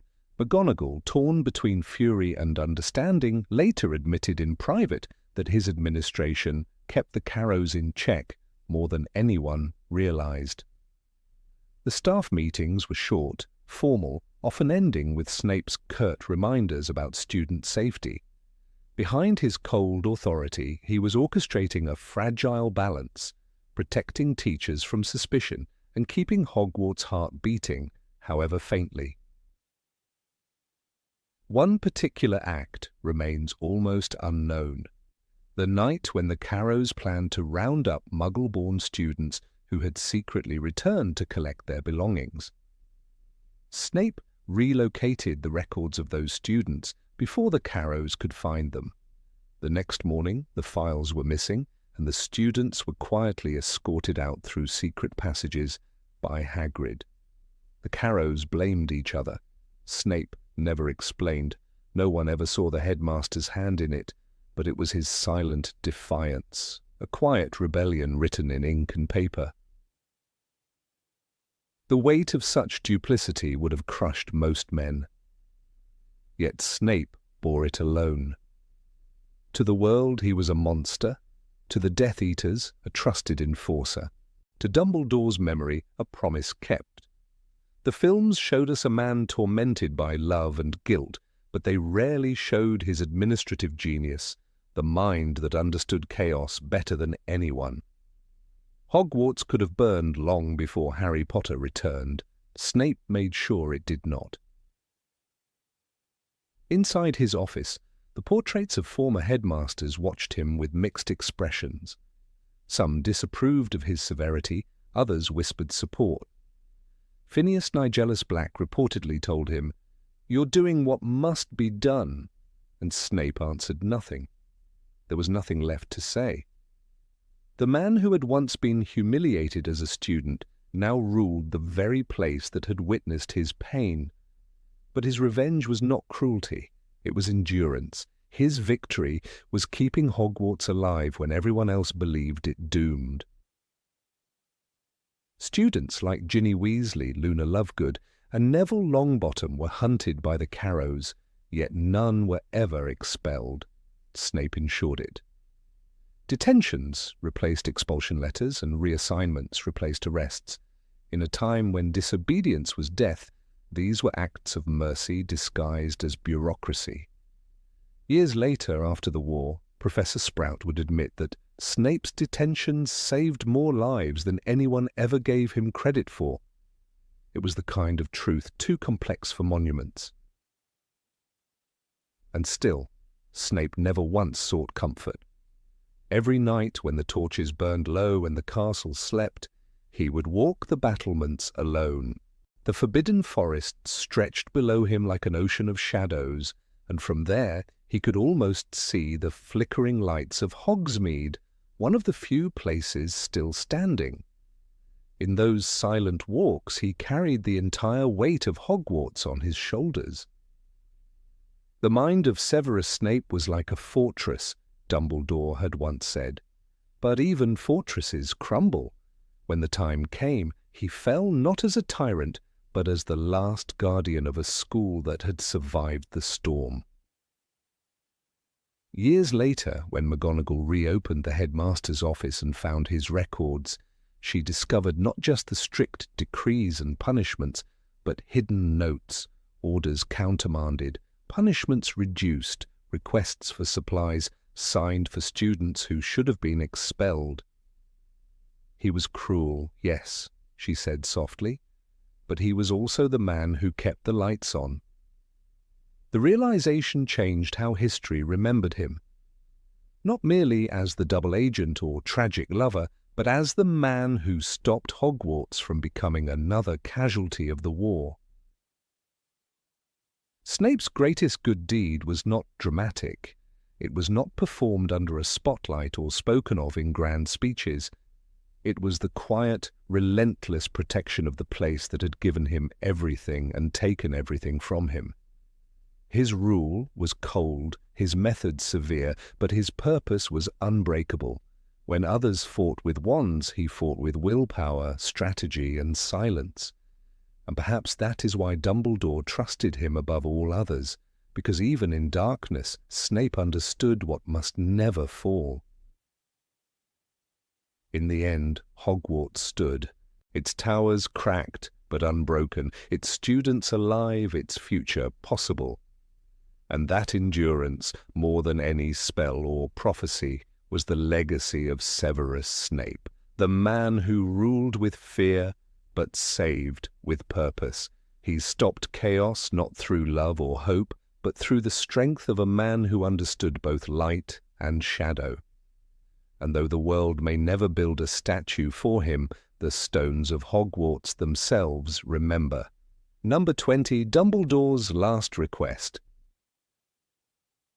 When Severus Snape raised his wand on the astronomy tower and looked into Albus Dumbledore's eyes, the world believed it witnessed an act of pure betrayal. The green light that cut through the night seemed to erase years of loyalty, teaching, and sacrifice in one merciless stroke. Yet beneath that single moment lay a truth so devastatingly human that it could only be understood through the kind of courage that destroys the one who carries it. The murder of Dumbledore was not the climax of Snape's hatred. It was the fulfillment of Dumbledore's final request, a task that demanded the total annihilation of Snape's own soul. The films, in their attempt to capture the grandeur of the story, missed the unbearable quietness of that night, the inner collapse of a man forced to kill the only person who ever trusted him. In Harry Potter and the Half-Blood Prince, the truth is layered within Dumbledore's frail words.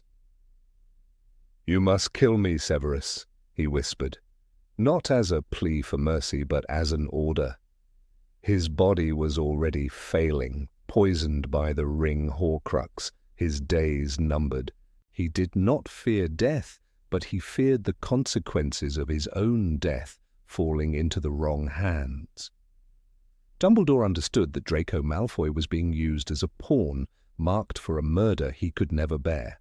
To save Draco's soul and to maintain Voldemort's faith in Snape, Dumbledore devised one of the most painful strategies in the war. Snape's obedience was not born from servitude, it came from a promise. The request tore at everything he still had left inside him. His entire existence since Lily Potter's death had been an attempt to make her sacrifice mean something. To kill the one man who had offered him redemption meant crossing a line from which there was no return. But Dumbledore's logic was unrelenting. The success of the mission depended on it. Voldemort trusted no one completely except perhaps Snape, and so when the moment came, Snape had to choose between his heart and the cause he served. In the book, Rowling describes the look that passed between them seconds before the curse. For a moment, Snape looked as though he were about to speak, but then he raised his wand and pointed it directly at Dumbledore. The pause, the hesitation, reveals everything. The reader can feel the scream inside Snape's chest, the war between loyalty and horror.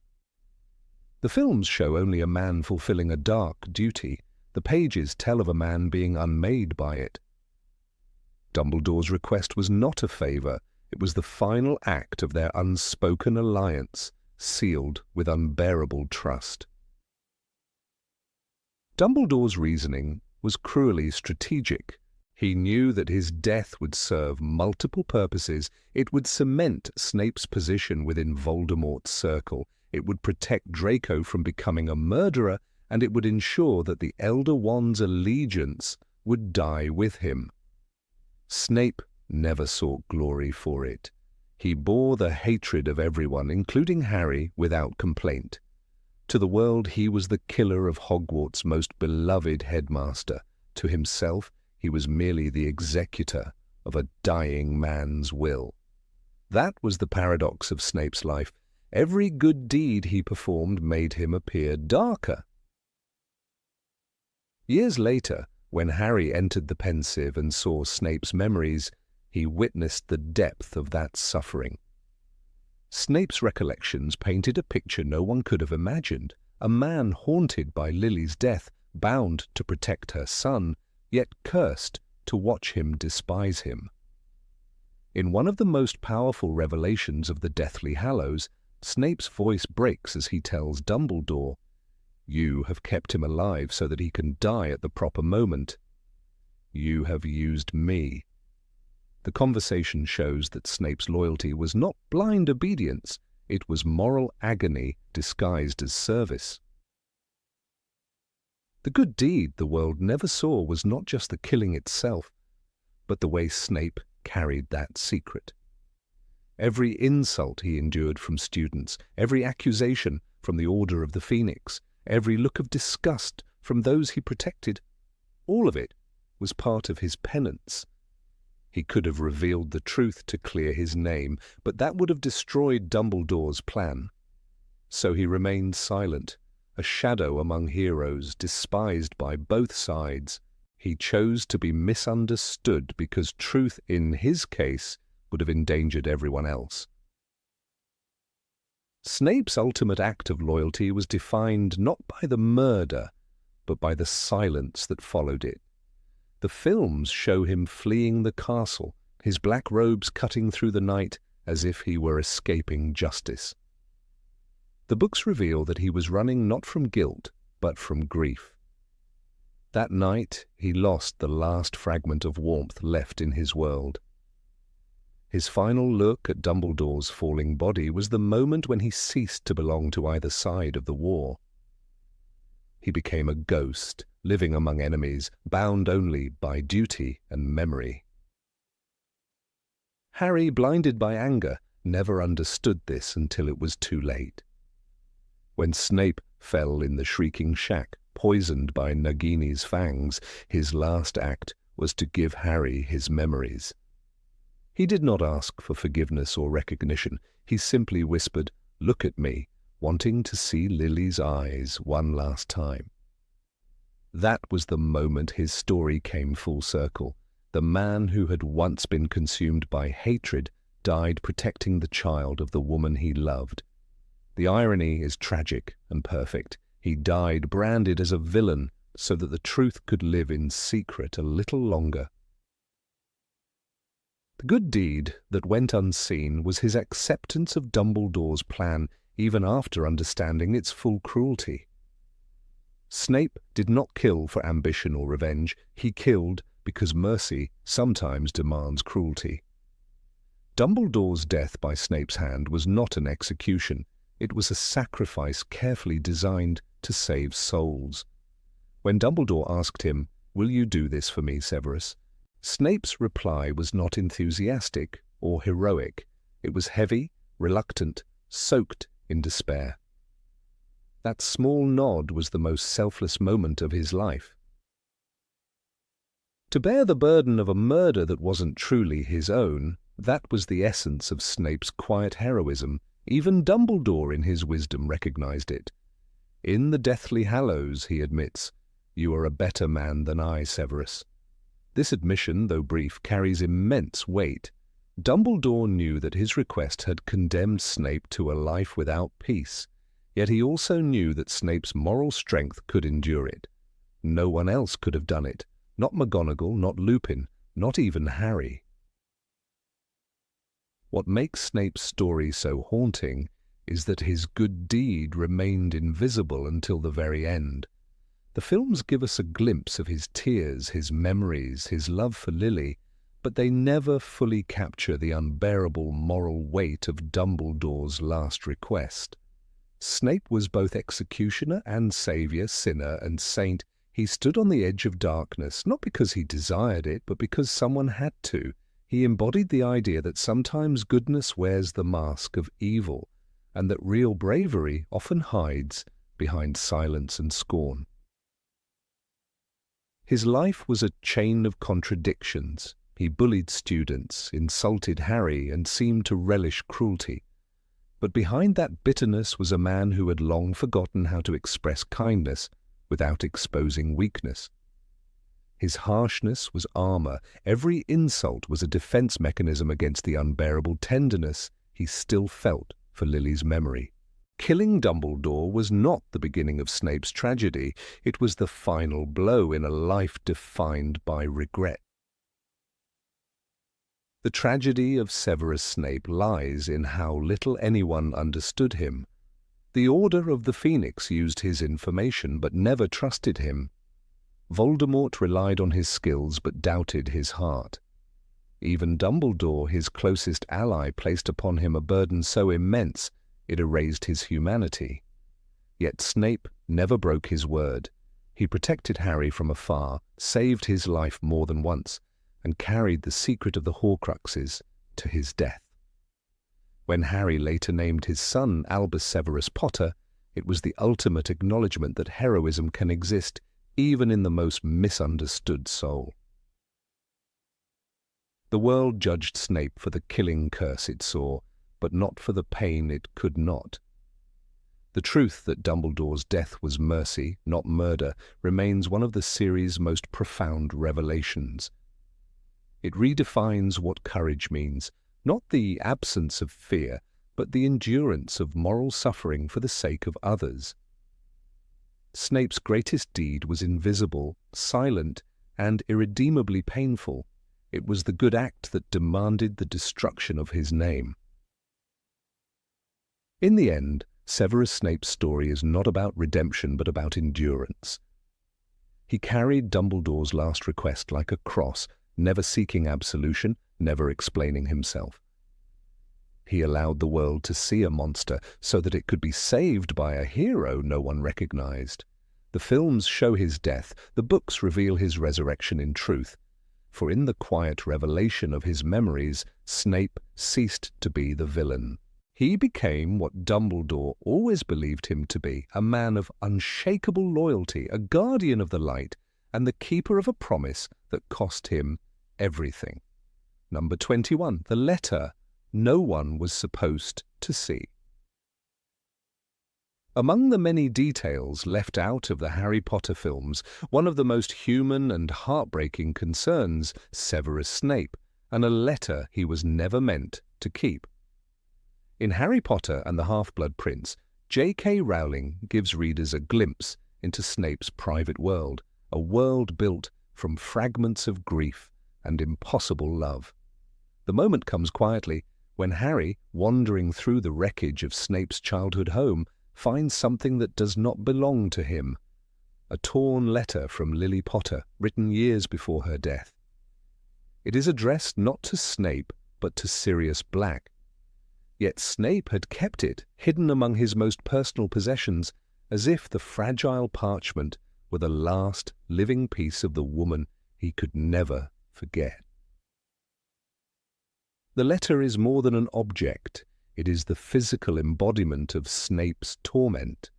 In the books we learn that after Lily's death, Snape retreated into the shadows of guilt, carrying the unbearable truth that he had delivered the prophecy that led Voldemort to her.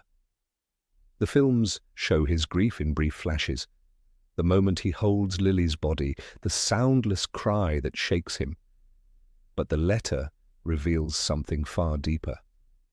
Harry notices that it has been carefully preserved, folded and refolded, its edges singed as though by a careless flame or by years of trembling hands.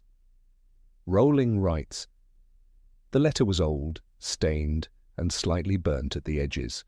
Beneath the words, 'Love from Lily,' there was a dark blot. It might have been a tear." That single description transforms Snape from a man of bitterness into a man of unbearable sorrow. The significance of this scene lies not just in the fact that Snape kept Lily's letter, but in what it says about how he remembered her. He did not keep the whole letter. Half of it was gone, deliberately torn away. The remaining piece contained her closing words, "Love from Lily," and little else. The missing half, as Harry realizes, likely contained references to James. Snape had ripped it apart, erasing the man he hated, erasing the rival who had won the woman he loved. It was an act both cruel and tender, reflecting the inner contradiction that defined his life. In that torn piece of parchment, Snape tried to rewrite the past, to hold on to a version of Lily untainted by the memory of James Potter. Beside the letter, Harry finds a photograph. A simple family picture of James and Lily holding a baby Harry on his first birthday. But Snape has mutilated that too. The part showing James has been torn off, leaving only Lily and the infant. It is an unsettling image, both intimate and obsessive. Snape, the man who had once called Lily a mudblood, who had betrayed her to the Dark Lord, could not bear the sight of her with another man. Yet even in his bitterness, he could not destroy her image. He kept what remained, the part that allowed him to imagine, even for a moment, that she still belonged to him. This is a good deed no one ever recognized. Snape's quiet refusal to let Lily's memory vanish. He could have burned the letter, buried it, or tried to forget her entirely. Instead, he chose remembrance over denial. He chose to carry his pain. The world saw him as cold, sarcastic, and cruel, but in private he was a man defined by devotion.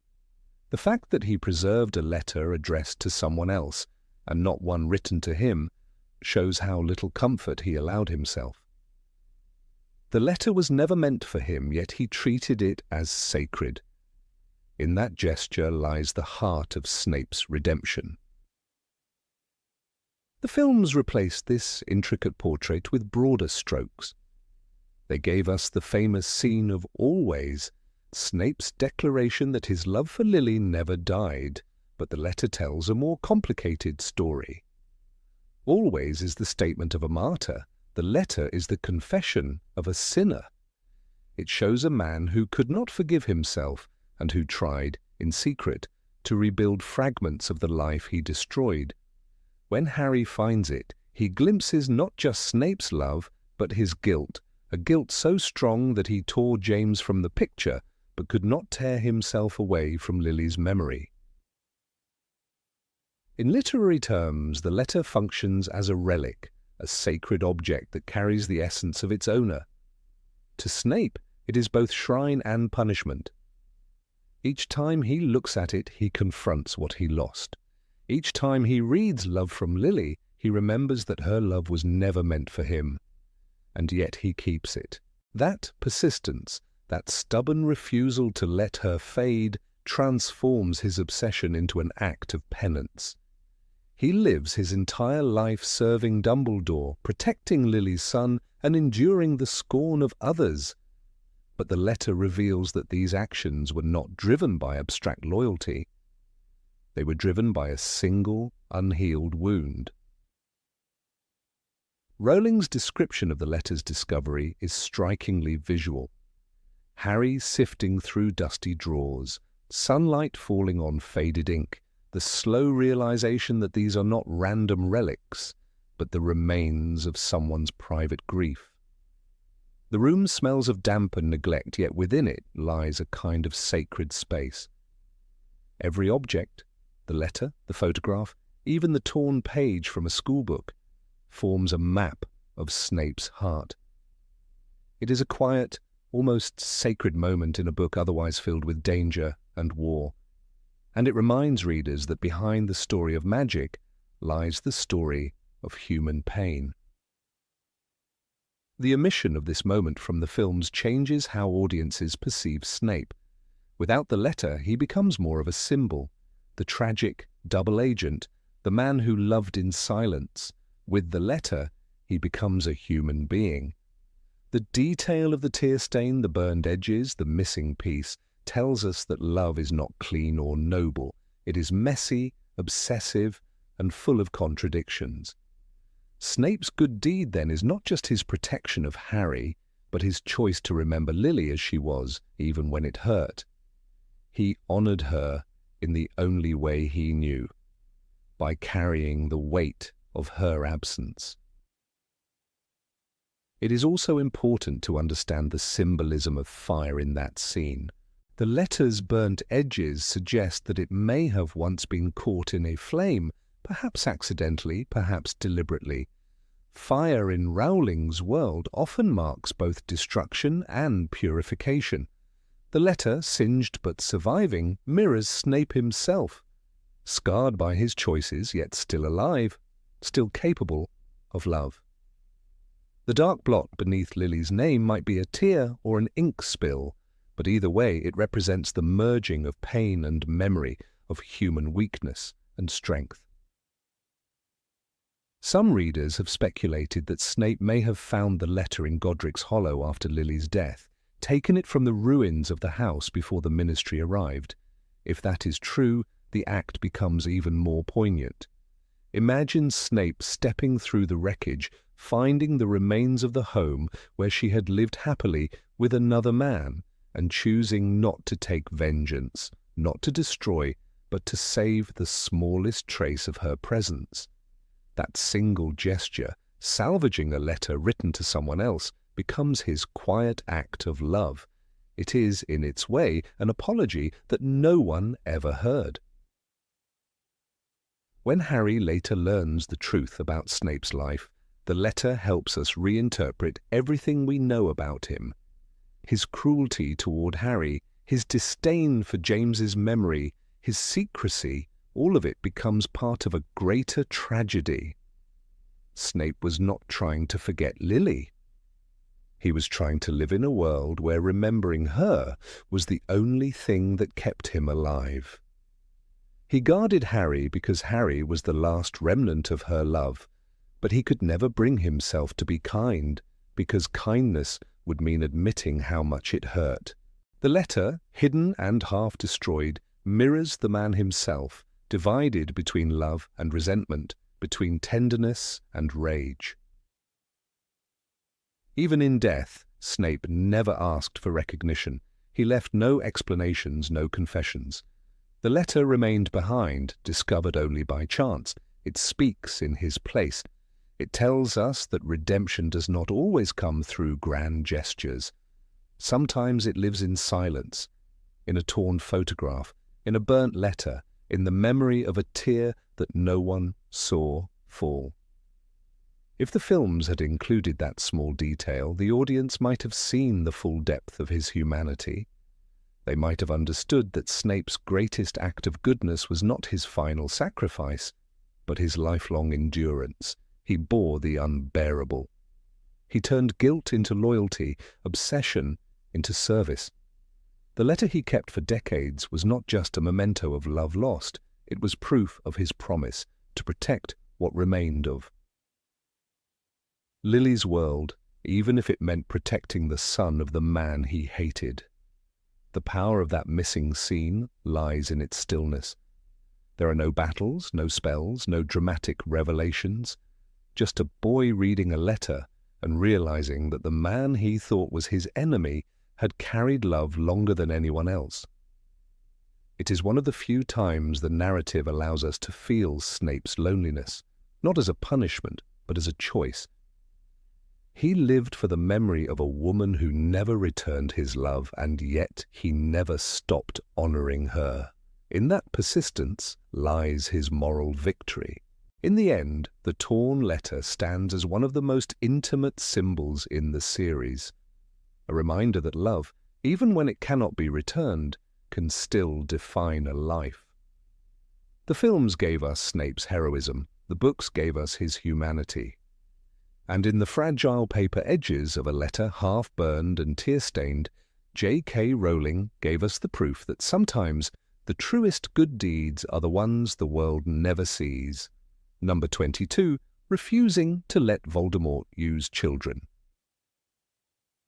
When the Second Wizarding War began to take shape, few could have imagined that Severus Snape, feared, distrusted, and despised by so many, would quietly become one of the few barriers standing between Lord Voldemort and the young blood of Hogwarts.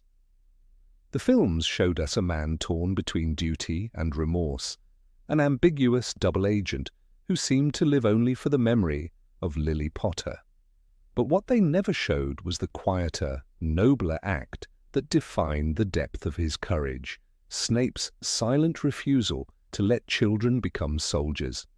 It was not dramatic, it was not loud, but in those small defiant moments, Severus Snape saved lives the world never knew about. When Voldemort returned to power, his first instinct was not merely to restore his army, it was to expand it. He knew that fear could move the old, but only ideology could poison the young. The Dark Lord wanted students from Hogwarts, those with ambition, resentment, or family loyalty to Slytherin House. He wanted them trained to kill, to follow his will. In meetings held at Malfoy Manor, the command was simple. Bring me the young, those who will not question. Many Death Eaters obeyed immediately, but Snape, who had wormed his way back into Voldemort's inner circle, did something few dared. He slowed it down. With measured words and a tone that only a master of manipulation could achieve, he suggested that such recruitment would weaken the school's neutrality, that Dumbledore's sanctuary must remain untouched, for now. Voldemort listened. Snape had bought time. It was a dangerous strategy. No one contradicted the Dark Lord without consequence. But Snape had learned to survive beneath the eyes of a serpent. He knew which truths could be disguised as flattery, which lies could sound like wisdom. When he told Voldemort that Hogwarts must remain a symbol of power, not ruin, it was not loyalty, it was resistance wrapped in reason. Dumbledore later described this in his secret notes, now referenced in the Pottermore archives. Severus has done more good from within the serpent's den than many of us dared from the outside. Snape's motives were layered with bitterness and guilt, but there was also something almost paternal in his defiance. He had seen what war did to children. He had watched too many students from his own house, boys like Marcus Flint, girls like Pansy Parkinson, grow up in homes where cruelty was taught as a virtue. He knew what awaited them if the Dark Lord claimed them too soon. Behind his cold exterior, Snape quietly resolved that Hogwarts would not become a factory of killers. He could not stop the war, but he could stop the next generation from feeding it. In those final years before the Battle of Hogwarts, Snape's position as headmaster gave him the unique power to protect the young, though he had to do it with the cunning of a spy. Students whispered that he punished too harshly, that he favored Slytherin and terrified everyone else. Yet beneath those punishments, there was often protection. Records from the Slytherin common room later revealed that several students, particularly the children of neutral or frightened families, were sent home due to illness under Snape's orders. In truth, those students had refused to join Voldemort's youth circles, and Snape had shielded them by inventing reasons for their absence. The Pottermore entry, titled The Silent Headmaster, mentions one particular case, Theodore Nott, a clever but reclusive boy whose father was a loyal Death Eater. When Nott refused to take part in a recruitment ritual, it was Snape who intervened. He declared that Theodore had been confined to the infirmary for dangerous spell work, and ensured that no one sought him out. Voldemort never noticed. When the war ended, Theodore returned to find his father imprisoned and his life spared. The boy never knew how close he had come to being taken. Snape's methods were not gentle. He yelled, intimidated, and played the villain flawlessly. Yet every cruel gesture was a mask hiding his greatest rebellion. When the Carrow twins, Amicus and Alecto, Voldemort's enforcers at Hogwarts, tried to establish dueling lessons where students would practice the Cruciatus curse, Snape pretended to approve but delayed their sessions indefinitely. "They are not ready," he had said. "They lack discipline." The Carrows, too foolish to question his authority as headmaster, waited. Weeks turned into months. Many children were spared the curse's stain because Snape never let those lessons begin. One of the most telling testimonies came from Minerva McGonagall after the war. She later admitted that while she had despised Snape during his tenure, she realized afterward that there was method even in his cruelty. She recalled how students from Ravenclaw and Hufflepuff who were caught breaking curfew were often given mild punishments compared to what the Carrows demanded. "He found excuses for mercy," she said. "He made the punishment sound harsh, but the children were spared the lash of true evil. It was his way of protecting them without exposing his allegiance." The irony of Snape's life was that his greatest kindnesses had to be disguised as acts of malice. The students feared him, the teachers mistrusted him. Even the Order of the Phoenix doubted his soul. But inside the shadows, Snape was waging his own private war, not to destroy Voldemort's army, but to make sure the youngest never became part of it. This was a man who, in his youth, had been seduced by darkness himself. He knew the language of manipulation. He knew how the promise of belonging could corrupt, and so he used that same language to stall Voldemort's plans. One of Dumbledore's unpublished notes captures Snape's moral contradiction perfectly. He argues that Hogwarts is sacred not because it teaches magic, but because it teaches children. Even in his bitterness, he understands that they are the last innocents left. This sentiment mirrors Snape's rumoured statement to Voldemort himself. Hogwarts is not a battlefield, my lord. It is where we must raise future allies, not bury them. The words were dangerous, perhaps treasonous, but they worked. Voldemort, ever calculating, saw temporary value in the school's survival. He let Snape have his way, for a while. In those stolen months of reprieve, families tied to the Slytherin legacy were given silent grace. The children of Crabbe, Goyle, and others remained in Hogwarts, technically under Voldemort's dominion, but practically under Snape's watch. He made sure that even those with Death Eater parents could claim ignorance, that they were still in training and not ready to serve. The more ambitious the parent, the more cautious Snape became. He understood that some sins could only be undone by denying their inheritance. What makes this act remarkable is not only its danger, but its loneliness. Snape had no allies in this endeavour. He could not confide in McGonagall or Lupin. He could not tell Dumbledore's portrait, for even that might be overheard. He operated in silence, manipulating both sides while despised by all. Each lie he told Voldemort risked exposure. Each delay could mean death. Yet he persisted, not for glory, but for a cause he could never reveal. This was the truest test of courage, the kind that earns no applause and leaves no witnesses. When the final battle erupted and the students finally took up arms, many of those Snape had once protected stood ready, alive and free to choose their side. It is one of history's cruelest ironies that by the time they fought, Snape was already dead, his heroism unseen. In their bravery was a trace of his defiance, the strength of those who had been spared too early a corruption. Draco Malfoy, once groomed for darkness, hesitated to cast the killing curse, perhaps because he remembered the cold, unreadable eyes of a teacher who, beneath contempt, had saved him more than once.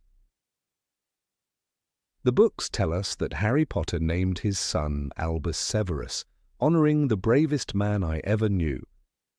But even Harry never learned all of Snape's deeds.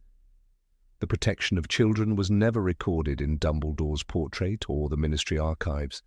It existed only in the whispered recollections of those who lived, because one man lied well enough to keep them safe. The films, constrained by time and spectacle, could never show the quiet power of a man whose greatest triumph was the absence of bloodshed.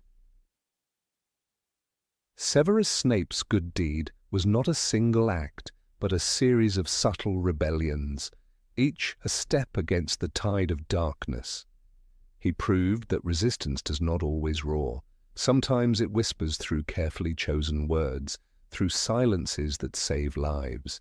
The image of Snape standing before Voldemort, eyes downcast, pretending obedience while guarding the lives of those who would one day rebuild the world, remains one of the most haunting pictures of hidden heroism in the Wizarding War. And perhaps that is why his legacy endures, not in the victories of battle, but in the children who never had to fight at all. Snape's secret kindness was never meant to be known, yet it reshaped the future.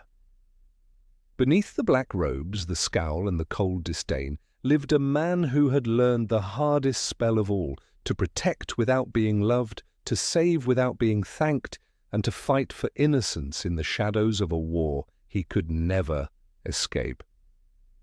Number 23, the one who, stopped a betrayal. After the battle in the Department of Mysteries, the Order of the Phoenix found itself in dangerous disarray. The war had entered a new, uncertain stage. Sirius Black was dead, Harry was devastated, and Lord Voldemort had officially returned. But perhaps the most dangerous threat came not from outside, but from within. Whispers began to spread through Grimmauld Place. Whispers that someone in the Order was leaking information to the Death Eaters. Meetings became tense. Even the most loyal members, such as Remus Lupin and Arthur Weasley, began to look over their shoulders. Dumbledore, ever calm, urged patience. Yet there was one man who acted quietly while others doubted: Severus Snape. Snape had lived his entire life walking the razor's edge between loyalty and deception. To many in the Order, he was still the man who once wore the dark mark. Few truly trusted him, and even fewer dared to question Dumbledore's decision to let him in. Yet behind his cold exterior and biting sarcasm, Snape had a habit of noticing what others missed. His years of spying for Dumbledore had taught him to read patterns, to see where lies began to bleed into truth. And in the weeks following the Department of Mysteries, he began to notice one troubling pattern. Information shared only among a few members somehow found its way back to Voldemort's followers. The leak was subtle. A mention of a meeting place here, a coded message there, always just enough for the Death Eaters to stay one step ahead. Snape said nothing at first. He observed, he listened, he lingered near conversations without appearing to. To most, he seemed as bitter and detached as ever, sneering at Tonks's enthusiasm or arguing with Moody about defensive strategies. But in the privacy of his own mind, he was mapping connections, testing theories. One evening, when Dumbledore called an urgent meeting in Grimmauld Place, Snape arrived early. He moved through the dim corridor lined with black family portraits, their whispering voices echoing curses. He waited at the long wooden table as others filed in. Lupin, Moody, Kingsley, Tonks, Arthur, and Molly. Dumbledore began speaking about a false lead concerning a rumoured Death Eater safe house in Wales. The next day, Snape overheard Lucius Malfoy mentioning that exact location in passing while reporting to Voldemort. It was all he needed to confirm his suspicion. Someone in the Order was listening closely, and someone was talking. He did not bring his discovery to the group. He knew that any open accusation would shatter the fragile unity that still held them together. Instead, Snape turned to the one tool he trusted most: deception. He crafted a message, a subtle piece of false intelligence that would act as bait. In Dumbledore's name, he claimed that the Order had discovered a hidden Death Eater contact within the Ministry of Magic, and that they were planning to intercept him during a secret operation. Only a handful of members were told, enough to make the story believable, but few enough to trace the leak. It didn't take long. Within 2 days, Snape's carefully planted story reached the enemy. The Death Eaters set a trap near the Ministry, expecting the Order to arrive, but the Order never came. Instead, Snape and Kingsley were watching from a distance under disillusionment charms. The man who appeared first at the Death Eaters' side wasn't an outsider. It was a face they all knew, a member who had joined the Order only months earlier, claiming to be an informant from the Ministry's Department of Magical Transportation. His name was Edwin Cole, a quiet, unassuming wizard with an easy smile. He had fooled everyone except Snape. When Cole was captured later that night, Snape refused to take credit. He merely told Dumbledore that the matter was handled. It was Lupin who later revealed the truth in his private notes, now stored in what remains of the Order's archive. If not for Snape's cunning, we would have continued feeding the enemy for months. The trust we rebuilt that night was not in Dumbledore's wisdom, but in Snape's courage. This event was never mentioned in the books or films, and yet it was one of the few times the Order truly saw Snape for what he was. Not just a bitter double agent, but a man capable of extraordinary self-control and loyalty. To orchestrate such a trap meant he had to risk being discovered by both sides. Had Voldemort suspected his involvement, Snape's death would have been immediate. And had the Order discovered his methods before the result, they might have expelled him entirely. Lupin later described the tension of that period in his letters. We were close to breaking apart. Moody wanted constant surveillance. Tonks accused Kingsley of holding back information, and through all of it Snape remained silent. I misread that silence as arrogance. I see now that it was restraint. This restraint, this refusal to defend himself or seek credit, became Snape's trademark. It was both his curse and his redemption. When news spread that the leak had been found and Cole exposed, the atmosphere in Grimmauld Place changed. For the first time, even Moody grudgingly admitted that Snape's instincts had been right. Molly Weasley, who had long viewed him with suspicion, brought him a cup of tea during the next meeting, a small gesture, but one that spoke volumes. Tonks stopped making jokes about his Death Eater perfume. Even Arthur, who always sought the good in people, simply nodded at him across the table with something close to respect.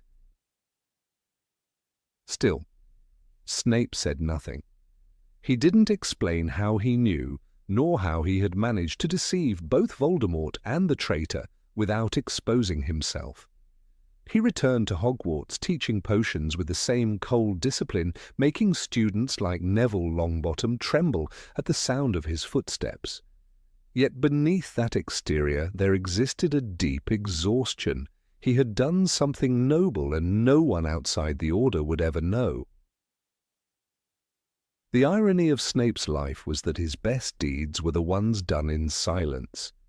He didn't save Harry for glory. He didn't risk his life for recognition. He acted because it was necessary, because somewhere between his guilt and his love for Lily Potter, he had found purpose in protecting what she had died for. The exposure of Edwin Cole may have seemed a small victory, but it preserved the Order's unity during its darkest year. It prevented Voldemort from anticipating their next moves, and it restored a measure of trust in a group where suspicion had nearly taken root. Dumbledore later referenced this incident indirectly when speaking to Harry in The Half-Blood Prince. "Do not judge a man by what he chooses to show the world, Harry. The bravest hearts often beat in silence." It was perhaps his quiet acknowledgement of the countless acts of loyalty Snape performed without ever being thanked. For Snape, the episode was another reminder that redemption came not in grand gestures, but in small, unseen acts that shaped the outcome of a war. It showed how deeply he understood both sides, the cruelty of the Death Eaters and the fragility of the Order. By feeding false information, he had used Voldemort's own methods against him. It was the perfect symmetry. The weapon of deceit turned upon the deceivers. When Lupin later said, "If not for Snape, the Order would have crumbled from within," it wasn't mere sentiment, it was fact. The betrayal of one trusted member could have undone everything Dumbledore had built. Snape's actions bought them time to rebuild, to train, to prepare Harry for what was coming. His quiet vigilance ensured that by the time Voldemort moved openly, the Order stood together once more. Years later, after Snape's death, Harry would never learn the full extent of this secret operation. The Pensieve revealed much, but not all. The memory of the night Snape watched the trap unfold remained locked in the mind of a man who never sought praise. Perhaps that was his greatest strength, his ability to bear the burden of suspicion for the sake of others' safety. He knew that trust, once broken, could not be repaired with words. It had to be earned through actions unseen, through sacrifices that went unnoticed. In the end, Snape's legacy was not only the protection of Harry Potter, but the preservation of the very order that fought to protect him. The night he stopped the betrayal, he didn't just expose a traitor, he restored faith. He reminded them all that loyalty can hide in the unlikeliest hearts, and that sometimes the man everyone mistrusts is the one holding the line in silence. Number 24, loyalty no one believed in. When Albus Dumbledore's body fell from the astronomy tower, the sound of it breaking against the stone echoed not only through Hogwarts, but through every heart that had once trusted Severus Snape. The castle that had known his quiet footsteps for years turned against him in a heartbeat. Students, teachers, portraits all saw a murderer, not a savior. Yet, in that very moment when the world called for explanations, Snape chose silence. He could have spoken, could have told Minerva McGonagall that the death of the headmaster was not a betrayal, but a final act of obedience. He could have defended his honor, shown the unbreakable vow he had made with Narcissa Malfoy, revealed Dumbledore's own command, but he didn't. He turned and fled, carrying with him the heaviest burden a man could bear, the burden of being hated for doing what was right. In the books, there's a moment after Dumbledore's fall when McGonagall confronts Snape. She is furious, heartbroken, and desperate to understand. The castle burns around them, and in the chaos, she demands an answer. Snape could have justified himself. Instead, he deflects her spells and disappears into the night. Later, in Harry Potter and the Deathly Hallows, Rowling writes that he fled before anyone could ask questions. The choice to remain silent was not cowardice, it was strategy.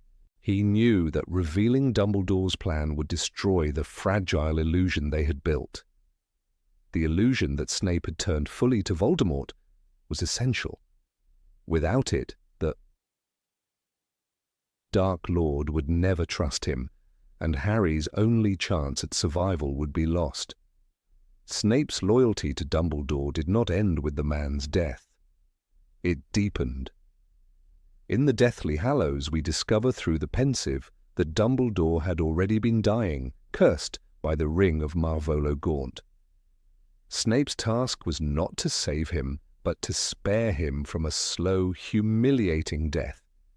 Dumbledore had said, "You alone know how to do this, Severus. You must not hesitate." When that night finally came, Snape fulfilled the promise.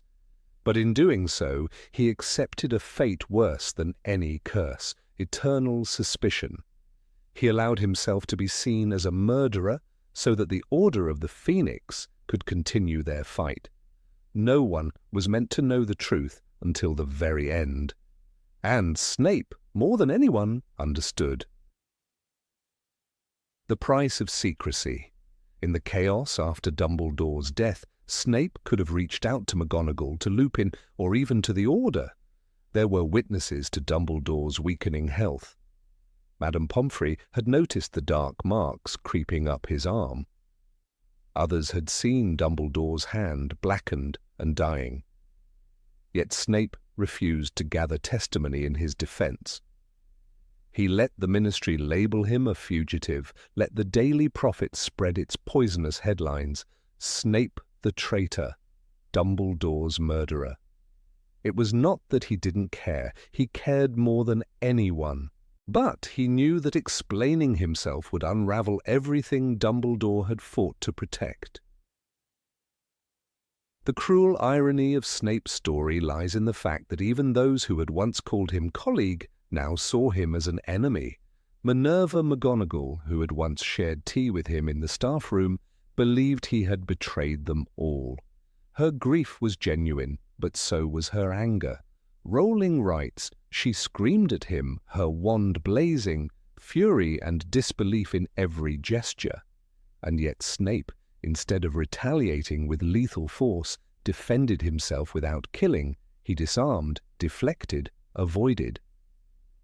Even in that confrontation, his restraint was a quiet act of goodness, one the films never fully showed. He fought only to survive, not to harm. He could not reveal the truth, but he refused to add another innocent name to his conscience.